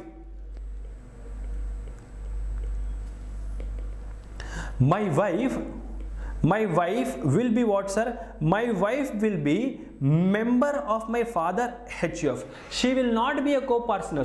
My wife will be member of my father's HUF. See, I am member of my father's HUF. My wife also will be member of my father's HUF. I am co-partners of my father's HUF. My wife is not co-partner of my father's HUF. My wife will be co-partners of her father's HUF. If my wife's father has an HUF, then my wife's not, I have single.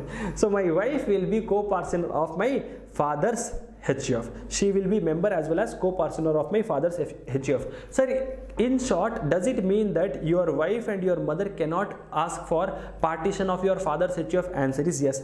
I can ask for partition, my brother, my sister can ask for partition, my father himself can do the partition of his HUF, but my mother and my wife cannot demand for partition of my father's HUF. I hope you have understood the difference between members of HUF and co-partners of HUF. Yes, sir. Yes, sir. This I think it is clear to us. Now in India, there are two schools of Hindu law. There are two schools of Hindu law.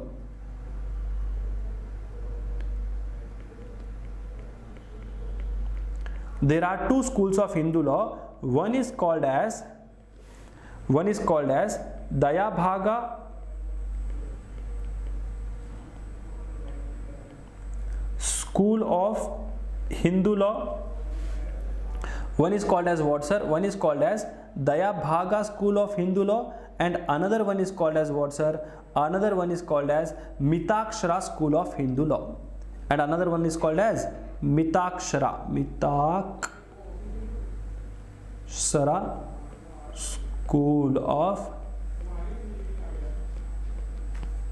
Hindu law. There are two schools of Hindu law, Dayabhaga school of Hindu law and Mitakshara school of Hindu law. Sir, what is the difference between Dayabhaga school of Hindu law and Mitakshara school of Hindu law? See, Dayabhaga school of Hindu law is prevailing, is applicable, or is presently practiced only in the state of West Bengal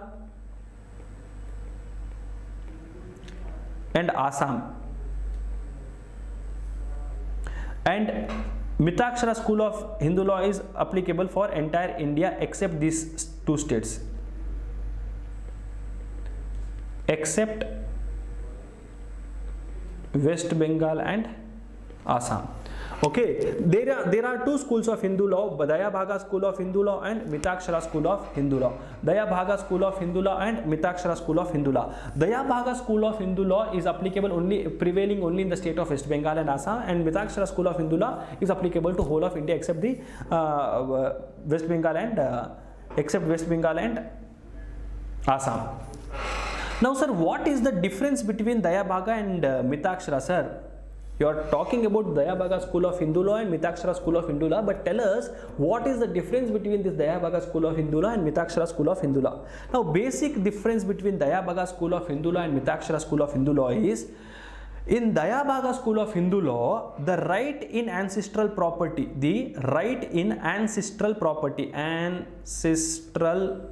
please ignore the spelling mistake, ancestral property, the right in ancestral property is upon death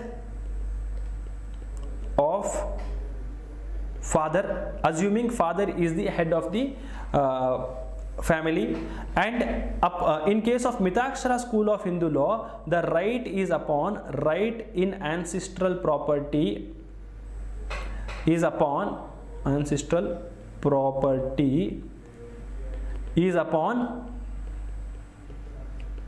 birth.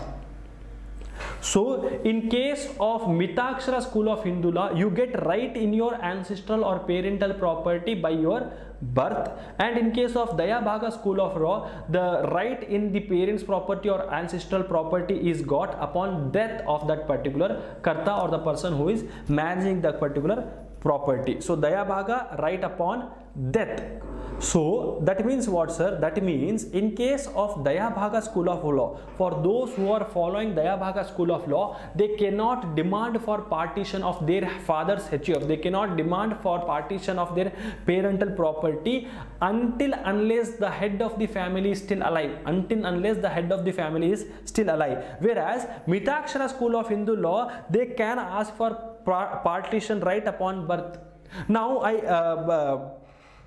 got married recently, and I got a baby. My baby is just 2 days old. My baby can cry and tell me partition.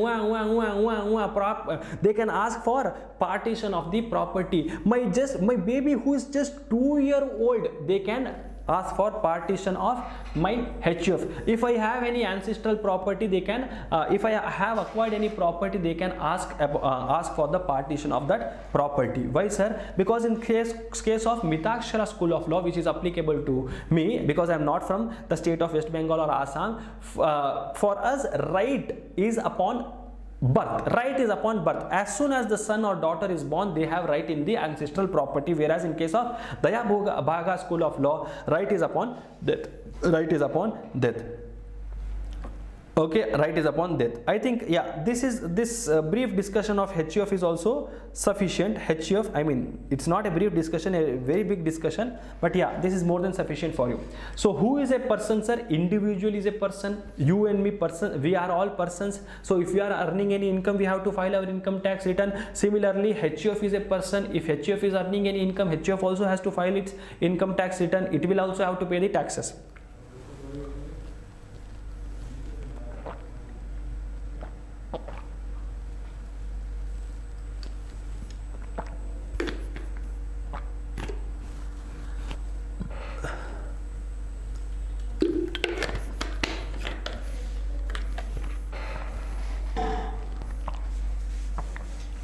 Next, sir, who else is a person?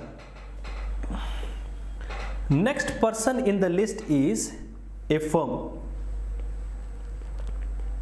A firm including LLP.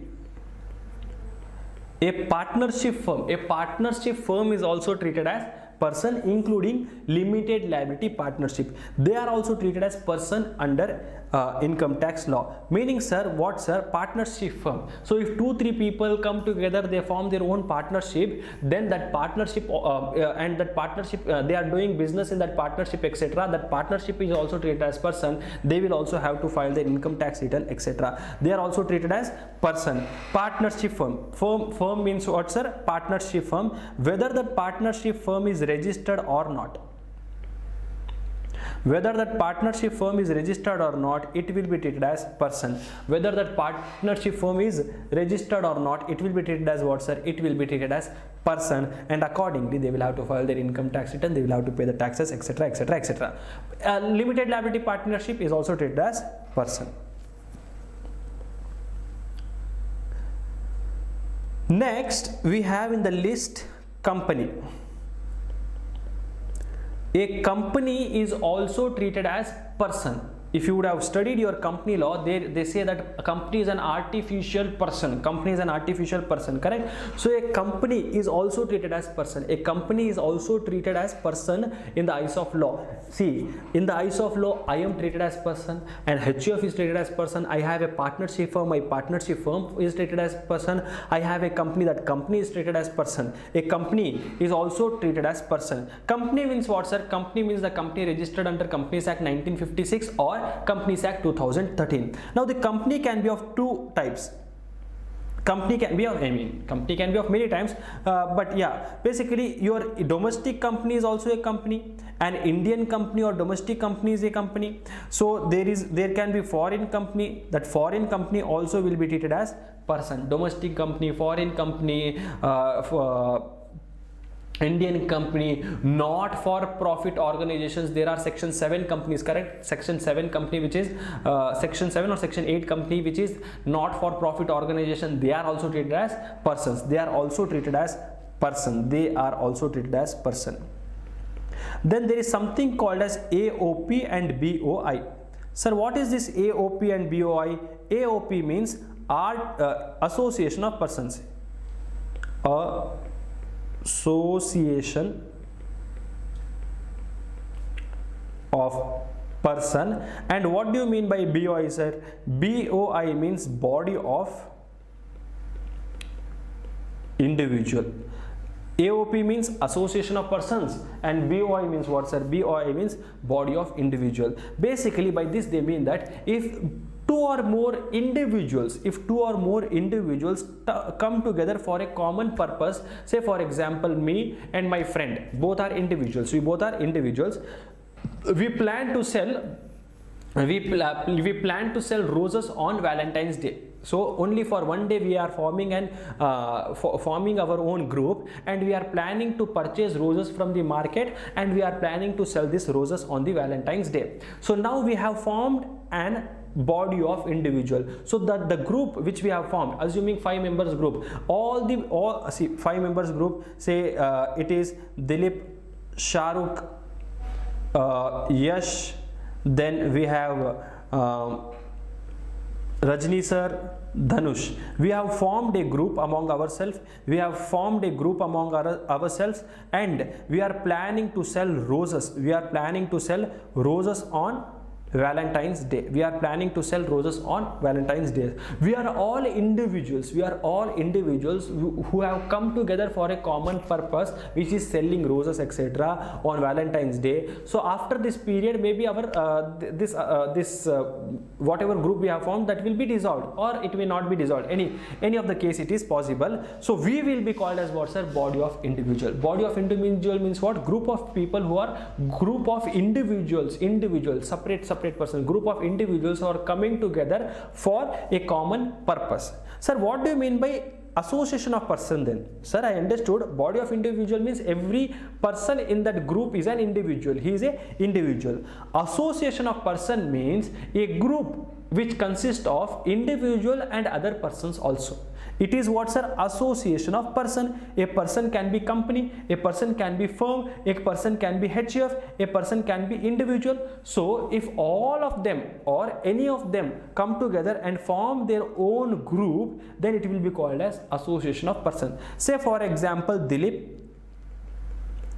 plus there is a company Reliance Industries plus there is a partnership firm, say Priya Saris is a partnership firm. They all come together for a common purpose. They all come together for a common purpose, etc. They will be called as association of person. In case of association of persons, the members can be a individual, or it can be a company, or it can be an association of person, or it can be a partnership firm, etc. But whereas in case of an body of individual, the members will always be individuals. The members will always be individuals. So basic examples, sir, can you give some example for AOPBOI? Examples are joint ventures, which you have seen, the trust which you have seen, you would have seen a golf club, the club which is formed, Bangalore club, etc.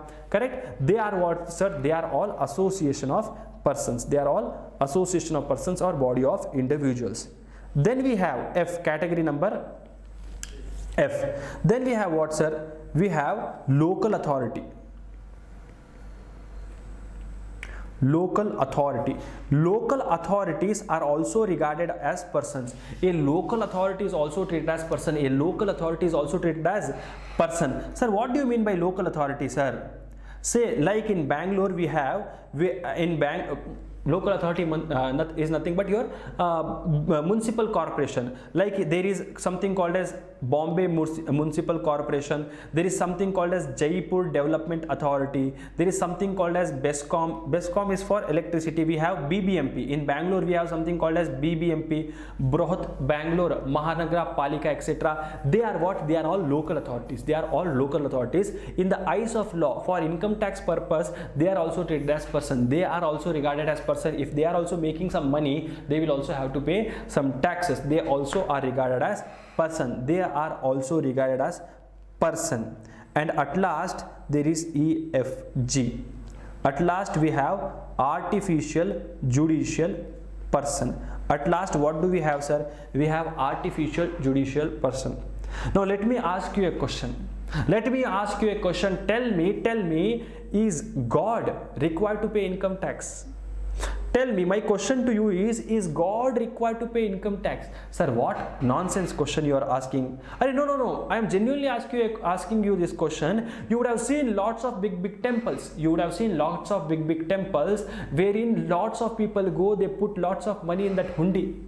They put lots of money in that hundi. God is standing, He is giving you Ashirvada. God is standing, He is giving you Ashirvada. You are putting money, He is giving you Ashirvada. You are putting money, He is giving you Ashirvada. Correct? God is giving you blessings. God is giving you blessings for which God is earning income also. See, please don't take it personally, but yeah. So God is giving you some blessings for which God is getting some money also. He is earning some income. Now the question is whether God has to pay income tax. Now the question over here is whether the God has to pay the income tax. Answer is yes. Gods are also required to pay income tax. They are treated as artificial judicial person. Tirupati Tirumala Devasthanam. So Lord Venkateshwara over there, He is giving blessings to everyone. He is telling that you earn in crores and crores and crores, but give me something. But give give me something, give me 1% of your money. I mean, obviously he's not going to ask you, but lot of people donate over there, correct? Lot of people donate over there. Lot of people go to Shirdi, they donate to in the Sai Baba Trust, etc. Now the question is, whatever donation which that which God is receiving, whether they have to pay income tax on it or not. Answer is yes, gods are also treated as person. See, whether paying income tax or not is separate question, but they are also treated as person in the eyes of law. In the eyes of law, they also are treated as person. So what we have, deities, gods, etc., or universities, they fall under this category. We have Bangalore University, Rajasthan University, Bombay, I don't know what is the university at Mumbai, but assuming it is Bombay University, etc. So these universities which are there, they also are regarded as person.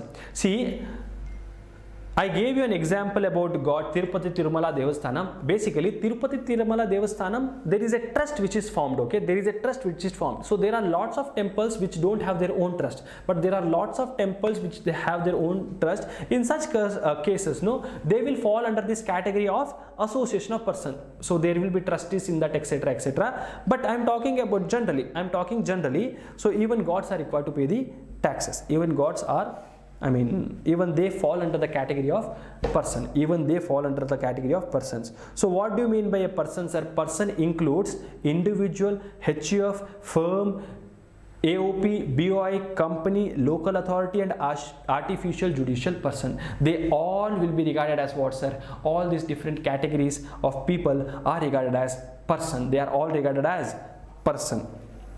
So the next one in our list, the next case, I mean, so this is done, person definition is done. We have seen what is the charging section telling. We have understood the meaning of assessment year, we have understood the meaning of person, we have understood the meaning of total income, we have understood the meaning of previous year. Now we have understood the meaning of previous year also. Now the last thing which we have to understand here is assessee. What do you mean by an assessee? Section number 2, subsection 7. What do you mean by assessee? What do you mean by assessee? Assessee means what, sir? So assessee means, assessee, what do you mean by assessee? What do you mean by assessee? Assessee means a person. Assessee means what, sir? Assessee means any person. Assessee means what, sir? Any person who is liable to pay tax or any other sum under this act. Any other sum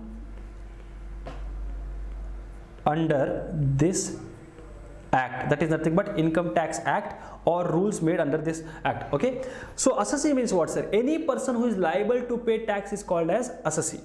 See, now Dilip is a person, but is Dilip assessee? Dilip may or may not be assessee. Now for example, this is me. For example, this is Mr. Dilip. Mr. Dilip is a person. Why he is a person, sir? Because person includes individual. I am an individual, therefore I am a person. But Dilip may or may not be assessee. He may or may not be assessee. Sir, what do you mean by this may or may not be assessee? He may or may not be assessee. That means if I am liable to pay tax or any other sum under this act, then only I will be called as assessee. I am a person because I am an individual. I am a person, but I will be called as an assessee only if I am liable to pay any tax or any other sum under this act. Say for example, I am not earning anything, not earning any income. If I am not earning any income, I will not be liable to pay any taxes. I will not be liable to pay any sum under this act, therefore I will not be treated as person. Say for example, I am earning an income of 10 lakh rupees. Now here I am a person and I am also an assessee. I am earning an income of 10 lakh rupees. I am liable to pay taxes to the government. So here I will be called as what, sir? Here I will be called as a assessee. Here I will be called as an assessee. Assessee means any person who is liable to pay tax or any other sum under this act. Say there may be a cases wherein a person is not liable to pay tax, but he is liable to pay interest, penalty, late fees, etc. Even such person will be treated as assessee. Even such person will be treated as what? Even he will be treated as assessee. So basically speaking, assessee is a broader term. Person is a broader term. Assessee is just a part of person. Assessee will not include everyone. Assessee will include whom? Only those people who are liable to pay taxes or any other sum under this act. And it includes,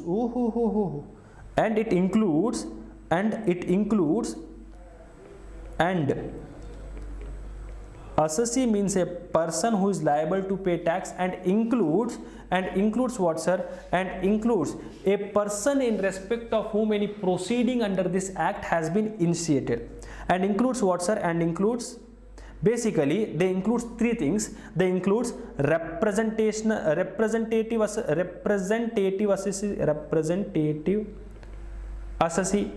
It includes representative assessee.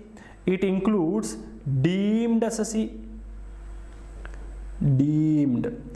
It includes representative assessee, it includes deemed assessee, and it includes assessee in default.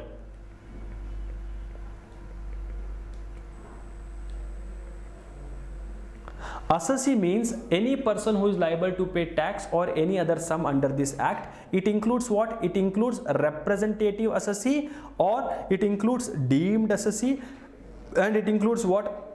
It includes assessee in default. Sir, what do you mean by representative assessee? I am earning an income and I have to pay taxes to the government. I am liable to pay taxes to the government. So I am myself called as an assessee. Now I have a 5-year-old daughter. I have a 6-year-old daughter. My daughter is a very good singer. She participated in Saregama. She participated in Indian Idol. She participated in Saregama. So she participated in a TV show wherein she won 10 lakh rupees. Now my daughter cannot file her income tax return because she is a minor. My daughter cannot file her income tax return. I am filing her income tax return. I should file her income tax return in her behalf. So I will be called as what, sir? I will be called as representative assessee. I will be called as what, sir? Representative assessee. Sir, what do you mean by deemed assessee? Deemed assessee means normally a company. See, we all know, just now we have seen that company is also a person. So if the company is earning an income, company will have to pay the taxes. Now company cannot file return on its own. Company cannot file return on its own. Company will have director. See, company has to file the return. For that return, no, company's signature, the signature, etc., documentation, etc., is done by the director of the company. That return will be filed basically by the director of the company. The signatures on the documents will be of the director of the company. So here, deemed assessee. Who is the deemed assessee? The director will be deemed assessee. The director will be what, sir? Deemed assessee. Or else, one more example I'll give you. I'll give you one more example. Say for example, you had purchased a car. You have purchased a say BMW car. Very fancy car you have purchased. You have purchased this car. Now you have taken your selfie. You took your selfie from your phone and you uploaded in your social media handle. You uploaded your selfie on, say, Instagram. You uploaded your selfie on, say, Facebook. You uploaded your selfie on, say, Snapchat, etc. Now what happened is, you have uploaded your selfie, my life, my rules, hashtag rich life, hashtags luxury life, hashtag own money, hashtag self-made, something and all you have written. You have uploaded this photo. Now income tax officer sent you a notice. The income tax department sent you a notice. Please note, you are not earning any income, okay? Assuming you are not earning any income, assuming you are not filing any income tax return, but still, see, you are not liable to, see, if you are not earning any income, are you liable to pay taxes? No, sir, I am not liable to pay taxes because I am not earning income. But you have uploaded a selfie, no? That selfie the income tax officer has seen. Income tax officer has seen your selfie and he has sent you a letter, a beautiful letter he has sent you. He has sent you a notice. That notice says, Here Mr. Rajnikant. Here Mr. Rajnikant, assuming your name is Rajnikant. Here Mr. Rajnikant, you have uploaded a photo. I liked your photo very much. You have uploaded a photo with a beautiful car. I liked your photo very much. Now tell me, Mr. Rajnikant, where did you earn this money from? You have purchased a car worth rupees 50 lakh. Tell me, where did you get this money from? You have not filed your income tax return. If you are not filing your income tax return, that means you are not earning income. If you are not earning income, how did you purchase this car?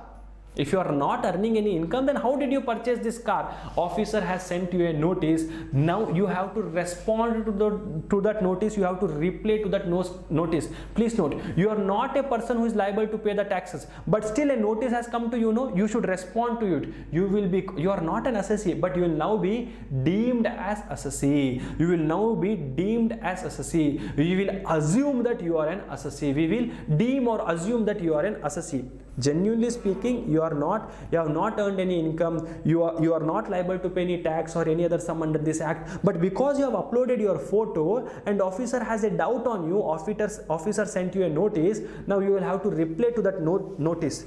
Now because you are liable to reply to that notice, what will we call you? We will call you as deemed assessee. Deemed assessee means you are actually not an assessee, but we are assuming that you are an assessee. We are assuming that you are an assessee. Assuming that you are an assessee. This means what, sir? Deemed assessee. Assessee includes deemed assessee. I hope you have understood. Now you got the notice, you reply to that notice. No sir, actually this car does not belong to me, sir. I got married, so my girlfriend's father gave me this car, sir. No sir, it was my birthday, sir. My father gifted me this car, sir. Okay, so you can reply anything, accordingly officer will act. Then assessee includes what, sir? Assessee includes assessee in default. Assessee includes what? Assessee includes assessee in default. Sir, what do you mean by this word assessee in default? Sir, what do you mean by this word assessee in default? Assessee in default. Say for example, you were liable to follow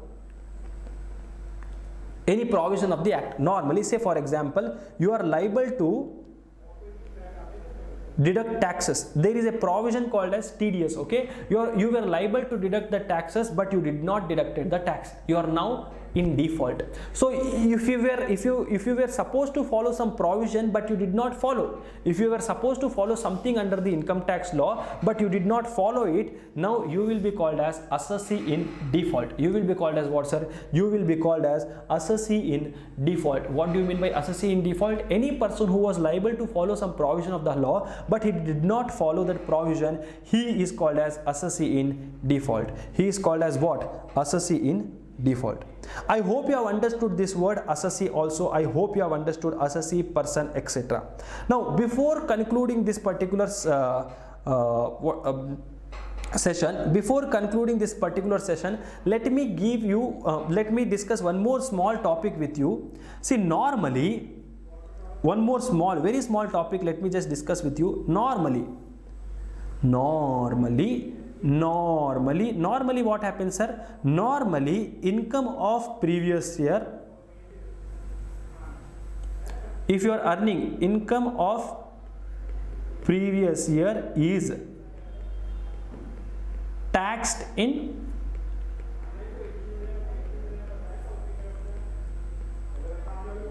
assessment year. Normally what is going to happen, sir? Whatever you are earning in the previous year, you have to pay tax on that income when you have to pay the taxes in the assessment year. Normally the income of previous year is taxed in or it is assessed in the assessment year. Normally the income of previous year is taxed in or assessed in assessment year. However, there are some exceptions to this rule. There are some exceptions to this rule. There are some exception to this general rule. See, normally what will happen? Normally whatever income you are earning in the previous year, on that income when do you have to pay the taxes? On that income you will have to pay the taxes in the assessment year. You will have to pay the taxes in the assessment year. However, there are 5 cases. In these 5 scenarios, in these 5 cases, the though you are earning the income in previous year, though you are earning the income in previous year, instead of paying the taxes on this income in the assessment year, you will have to pay the taxes in the previous year itself. I'll repeat.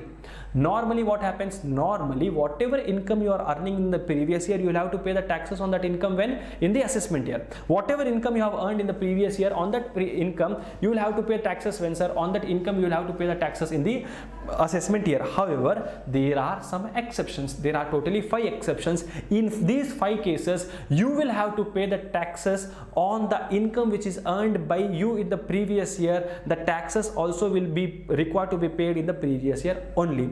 Whatever income you have earned in the previous year, on that you will have to pay the taxes in the previous year only. There are some exceptions. Sir, can you please tell us what are these exceptions? Exception number 1. Exception number 1 is what, sir? Shipping business of non-resident. Shipping business. I'll just write all those things, then I'll explain you. Shipping business of non-resident. Then point number 2. Income of a person leaving India. Point number 1, shipping business of non-resident. Point number 2, income of a person who is leaving India. Point number 3, an AOP or an BOI or an AJP, artificial judicial person, formed for a particular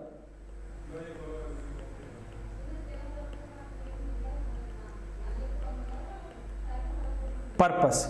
An AJP or an AOP or an BOI which is formed for a particular purpose, and after that they are planning to dissolve that particular AOP, BOI, etc. Or a person who is likely to transfer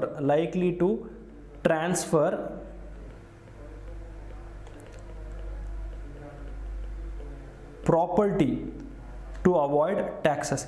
A person who is likely to transfer property to avoid taxes. A person who is likely to transfer property to avoid taxes. And lastly, discontinued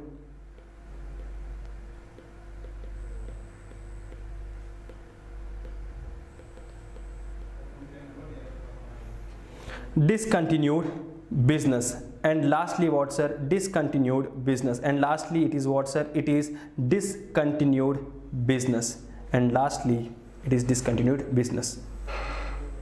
Okay, just a second. And lastly it is what, sir? Lastly it is discontinued business. Lastly it is what, sir? Discontinued business. See, normally, I'll repeat now, normally what happens? Normally the income of a previous year is assessed to tax, or it is taxed in the assessment year. However, there are 5 exceptions to this general rule. There are 5 exceptions to this general rule, meaning in these 5 cases, what will happen? In these 5 cases, the income of previous year will be taxed in the previous year itself. The income of the previous year will be taxed in the previous year itself. Case number 1. What is the case number 1?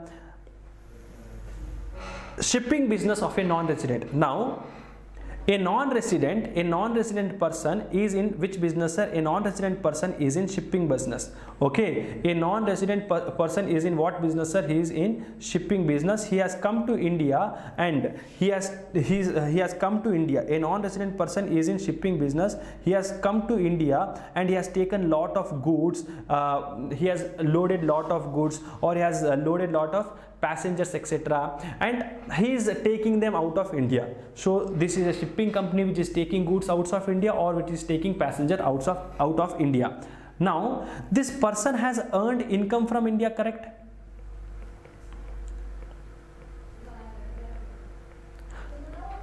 Now this person has earned what? Income from India. Now this person, if a person from India wants to send goods outside India, they are taking his services. If a person wants to travel outside India in a ship, he is taking this his services. And any person who has come from outside India and who wants to go in this particular ship, he will be going from this particular ship, etc. Any case. So if this person, non-resident person, is doing what, sir? He is earning income from India. Now what is the the guarantee, what is the probability, or what is the chances that he will come back to India?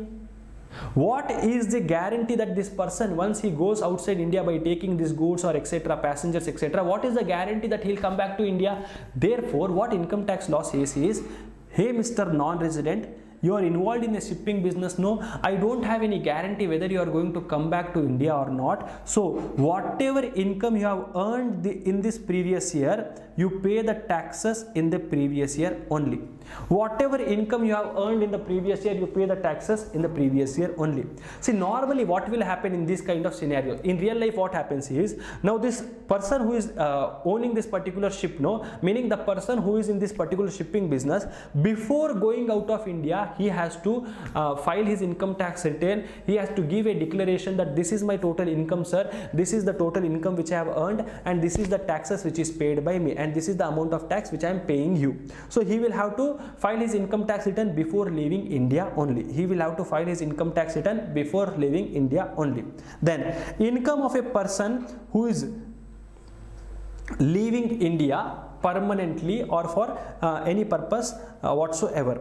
Income of a person who is leaving India. Say for example, there is a person called as Bhairav Modi. He is a diamond businessman. There is a person called as Bhairav Modi. He is a diamond businessman. He did various different transactions in India. He did various different transactions in India. He has earned lot of money in India, and now he is running away. He is running away to UK. He is running away to London. Similarly, there is a person called as what, sir? There is a person called as Vijay Balia. There is a person called as Vijay Balia. Now this person Vijay Balia, he has earned lot of income in India, and he is now leaving India. He is now leaving India. Now if the officer has a doubt, so please note that is just an example which I gave, but in actual life what will happen, if an officer has a doubt that this person is leaving India permanently and he is not going to come back to India, then he can ask that person to file his income tax return before leaving India, or he can ask that person to arrange for filing of his income tax return in the previous year only. Say for example, I was working for a company, and from 1st April 2022 till 31st of July 2022, I have earned some money. That company was paying me salary. This company was paying me salary. Now I got a job opportunity outside India. I got a job opportunity in USA. So I went to USA. Now I am not planning to come back to India because I got a beautiful lady in America. I got a beautiful lady in America and I got married to that person. I am planning to get married to that person. Now officer can stop me. Officer stop me not from getting married, obviously. Officer can tell me, Dilip, wait for a second. Dilip, you have earned salary in India, no? Now you are planning to go outside India. You are going to do employment, or you are going to do business, whatever you want to do, you are going to do those things outside India, no? Correct, sir. Yes, sir, I am going to do it outside India. I am planning to work outside India. Now before going out of India, please file your income tax return. Because I don't trust you, Dilip, I don't trust you. By seeing your face, I know that you are going to marry someone in USA. I know that by looking at your face, I know that you will get married to someone who is outside India. I don't trust you. I think that you are not going to come back to India. Therefore, please file your income tax return. Please pay the taxes on the income which you have earned during this particular period, and then you go. So what is happening over here? Whatever income is earned by me in the previous year, I am paying the taxes in the previous year itself.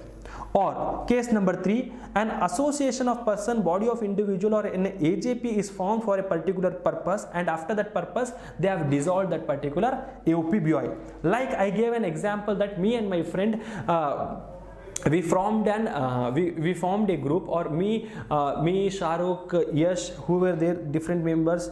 Me, Shahrukh, Yash, then it is Rajnikant and Dhanush. We formed a group among ourselves, and we plan to sell roses on Valentine's Day. And after the Valentine's Day is over, we are planning to dissolve this particular BOI. We are planning to dissolve this association of person or body of individual. Now in this case, our association was only for a particular purpose or for a particular period. After this particular period, we are dissolving it. Now we have earned some money. Now because we are dissolving it now, officer may feel unsafe. Officer may feel that because your association is dissolved, you may not pay me the taxes in the assessment year. You may all run away, you may not pay me the taxes in assessment year. Therefore, you do one thing, you pay the taxes in the assessment year only. You pay the taxes in the previous year only. You have earned the income in the previous year, no, pay the taxes also in the previous year only. Person likely to transfer property to avoid taxes. Sometimes what may happen is, I have lots of income. Say for example, I have lots of houses. Let me take an example. I have lots of houses. I have many houses. Now I am earning rent from each house of rupees 1 crore. Assuming I am earning 1 crore rupees rent. Now, because I am earning so much rent, I have to pay huge amount of taxes. So what I am doing, I am transferring one of my house to someone else, so that at least my tax liability will be reduced. I am transferring one of my house to someone else, a person who is likely to transfer property to avoid taxes. So I am transferring one of my property to someone else to avoid taxes. In such cases, you will have to pay your whatever tax is there, no, whatever income you are earning in the previous year, on that you will have to pay the taxes in the previous year itself. In such cases, you will have to pay the taxes in the previous year itself. Similarly, the last point is discontinued business. I was carrying on electronic business. I started this business in the year 2005. Assuming I started this business in the year 2005. So in 1st April 2022 also I was doing this business. I closed this business on 31st December. Now officer feels, normally these cases will not happen, but if the officer feels that Dilip, you may not pay the taxes because you are closing the business. Now the officer may feel that Dilip, you may not pay the taxes because you are closing your business. Therefore, officer may collect the taxes of this particular income in the previous year itself. You have earned the income in the previous year, no? Pay the taxes also to me in the previous year itself. See, now I'll tell you one thing over here. One very important thing which you have to remember is, in these four cases,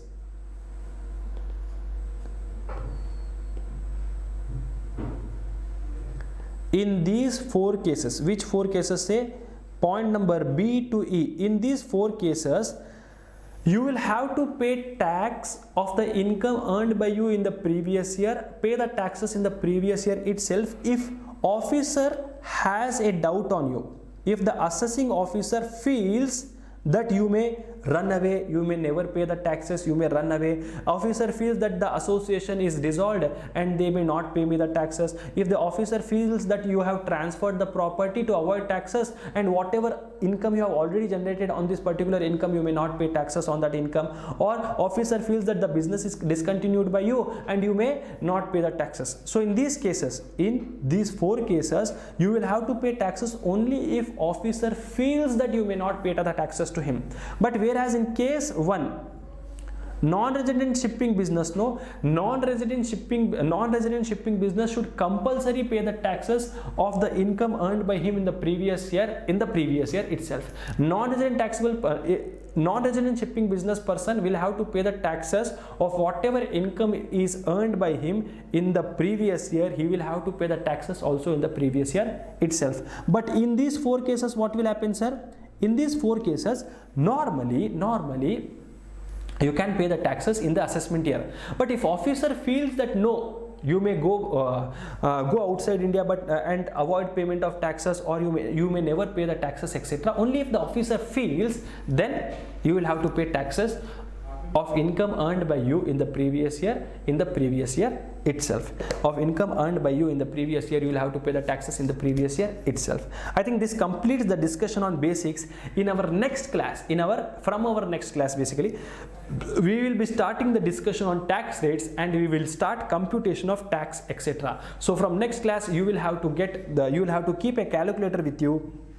because we are going to discuss about what, sir? Computation of taxes, etc. So let us meet in our next video. Okay, before that, let me just show you in the institute material, the ICI material. See, basically this is theoretical point. Okay, so let me just show you in the ICI material what is just written. So this topic is completed right away. So if you see this ICI material, the recent material, it is available on your ICI website. So if you see this material, there is, see, certain cases, page number 3.1.34. okay, you will find this thing. Normally, what is the general rule? General rule is what, sir? Normally, what is the general rule? General rule is income of a previous year is assessed in assessment year following the previous year. Meaning, income of the previous year, you will have to pay the taxes in the assessment year. Exception to this rule: cases where income of previous year is assessed in previous years itself. Meaning, the cases where the tax on the income earned by you in the previous year, you will have to pay in the previous year itself. What are the different cases? Shipping business of non-resident, person leaving India, AOP BOI artificial judicial person formed for a particular purpose, persons likely to transfer the property to avoid taxes, yeah, discontinued business or discontinued business. Now, if you are a person if you are what, sir? Non-resident. Just a second, I'll just open it in that particular page. Now, if you are a person, page number 3.34, right? 1.34.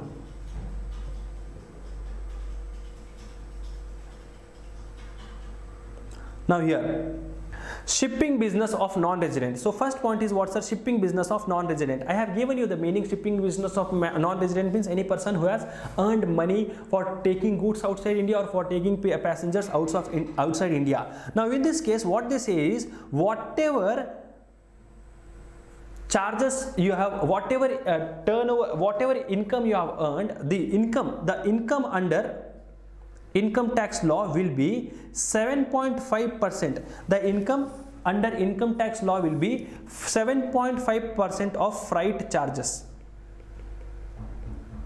Sir, for non-resident, how much will I treat income, sir? See, assuming a person in the non-resident shipping business, he has earned a total freight charges. Earned in the sense he has collected total freight charges of rupees, say,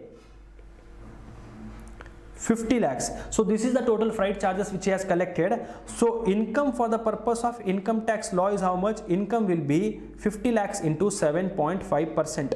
Only for this case, first case they have given this. For other cases they have not given anything. For other cases you will have to compute the income. For first case only they have given. So 50 lakhs into 7.5%.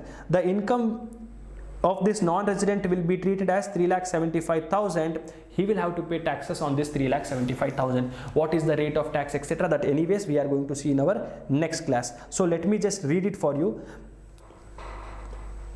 Where ship belonging to or chartered by a non-resident carries passengers, livestock, mail, goods shipped at a port in India, the ship is allowed to leave port only when the tax is paid or satisfactory arrangement has been made for payment of tax thereof. What will be the income, sir? 7.5% of the freight paid or payable to the owner shall be treated as income, shall be deemed to be his income, and accordingly on that income you will have to pay the taxes. So if you are a non-resident who is in the shipping business and before leaving outside India you should pay the taxes, or you should make a necessary arrangement to pay the taxes. How much will be your income? Whatever freight is paid to you, received by you, or which is receivable, into 7.5%. A person who is leaving India.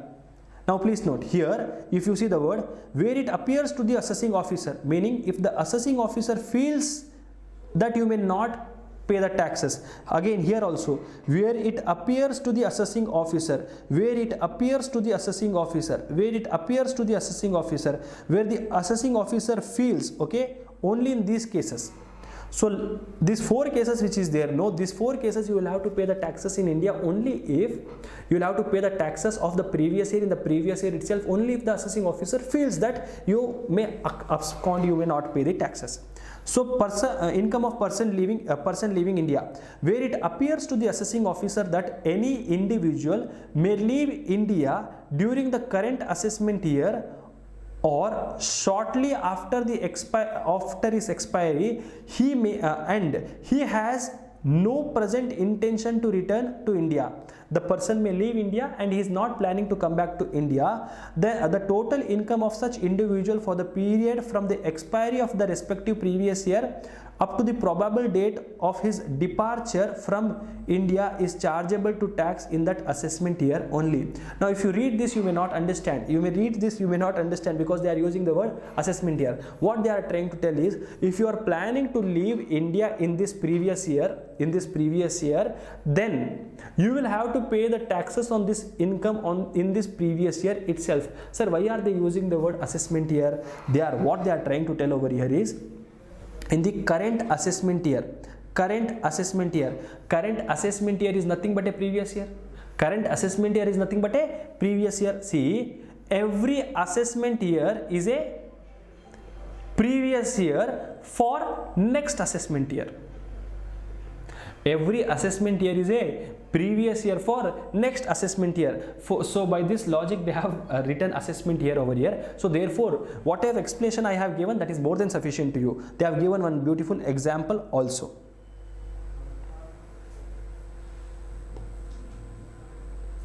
Okay, AOP, BOI, artificial judicial person formed for a particular event or purpose.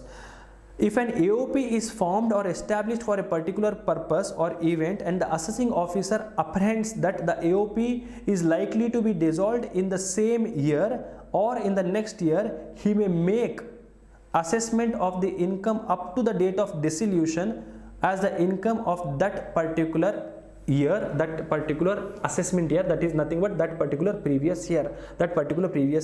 Please note, they are using the word assessment year. It does not mean the next year. It means that same year. For example, I'll read this example for you. I hope you understand this. Suppose Mr. X is leaving India on which date? On 10th June 2022. So which previous year is he leaving? He is leaving on previous year 22-23. Correct? He is leaving in the previous year 22-23. And it appears to the assessing officer that he has no intention to return, and officer feels that Mr. X is not going to come back. Before leaving India, Mr. X may be asked to pay the income tax on the income earned by him during the previous year 21-22, as well as the total income earned for the period 1st April 2022 till 10 June 2022. Meaning what, sir? So whatever income was earned by you in the last year and whatever income you have earned till date for this year, for both the years, you will have to pay the taxes before leaving the India only. You will have to pay the taxes before leaving India. That is what this example they are trying to tell. Okay, person likely to transfer the property to avoid taxes during the current assessment year. When I say current assessment year, that means what, sir? Previous year. This assessment year, see, previous year 22-23, don't you think it is assessment year 22-23? This is assessment year for which year? It is an assessment year for previous year 21-22. This is an assessment year for previous year 21-22. So when they say current assessment year, that means the running year, the running financial year, or the running previous year. During the current assessment year, if it appears to the assessing officer that a person is likely to charge, sell, transfer, dispose, or otherwise part with any of his assets to avoid payment of any liability under this act, the total income of such person for the period from the expiry of the previous year, that is from 1st April 2022 to the date when the assessing officer commences the proceeding under this section chargeable to tax in that assessment year, that is till the date assessing officer finds that or says that till this date you will have to pay the income tax, it shall be taxable in that year only. It shall be taxable in that particular year only. Then last case, discontinued business. Discontinued business, where the business or the profession is discontinued in any assessment year, the income for the period before period from the expiry of the previous year up to the date of such discontinuance of business at the discretion of the assessing officer shall be charged to tax in that assessment year. So the period from 1st of April 2022 till the date you have closed the business. In my case, I had closed my business on 31st of March. You will have to pay the taxes in the previous year 22-23 itself. In the previous year 22-23 itself. Okay, so this is what it is. This is what is all about. This exception to the general rule. So in our next class we are going to discuss what, sir? In our next class we are going to discuss about the tax rate and computation of income tax. So let me meet you right in my next class. Till then, tata, bye bye, take care. I hope you are enjoying learning income tax with me. Let us meet again in our next video. Till then, take care.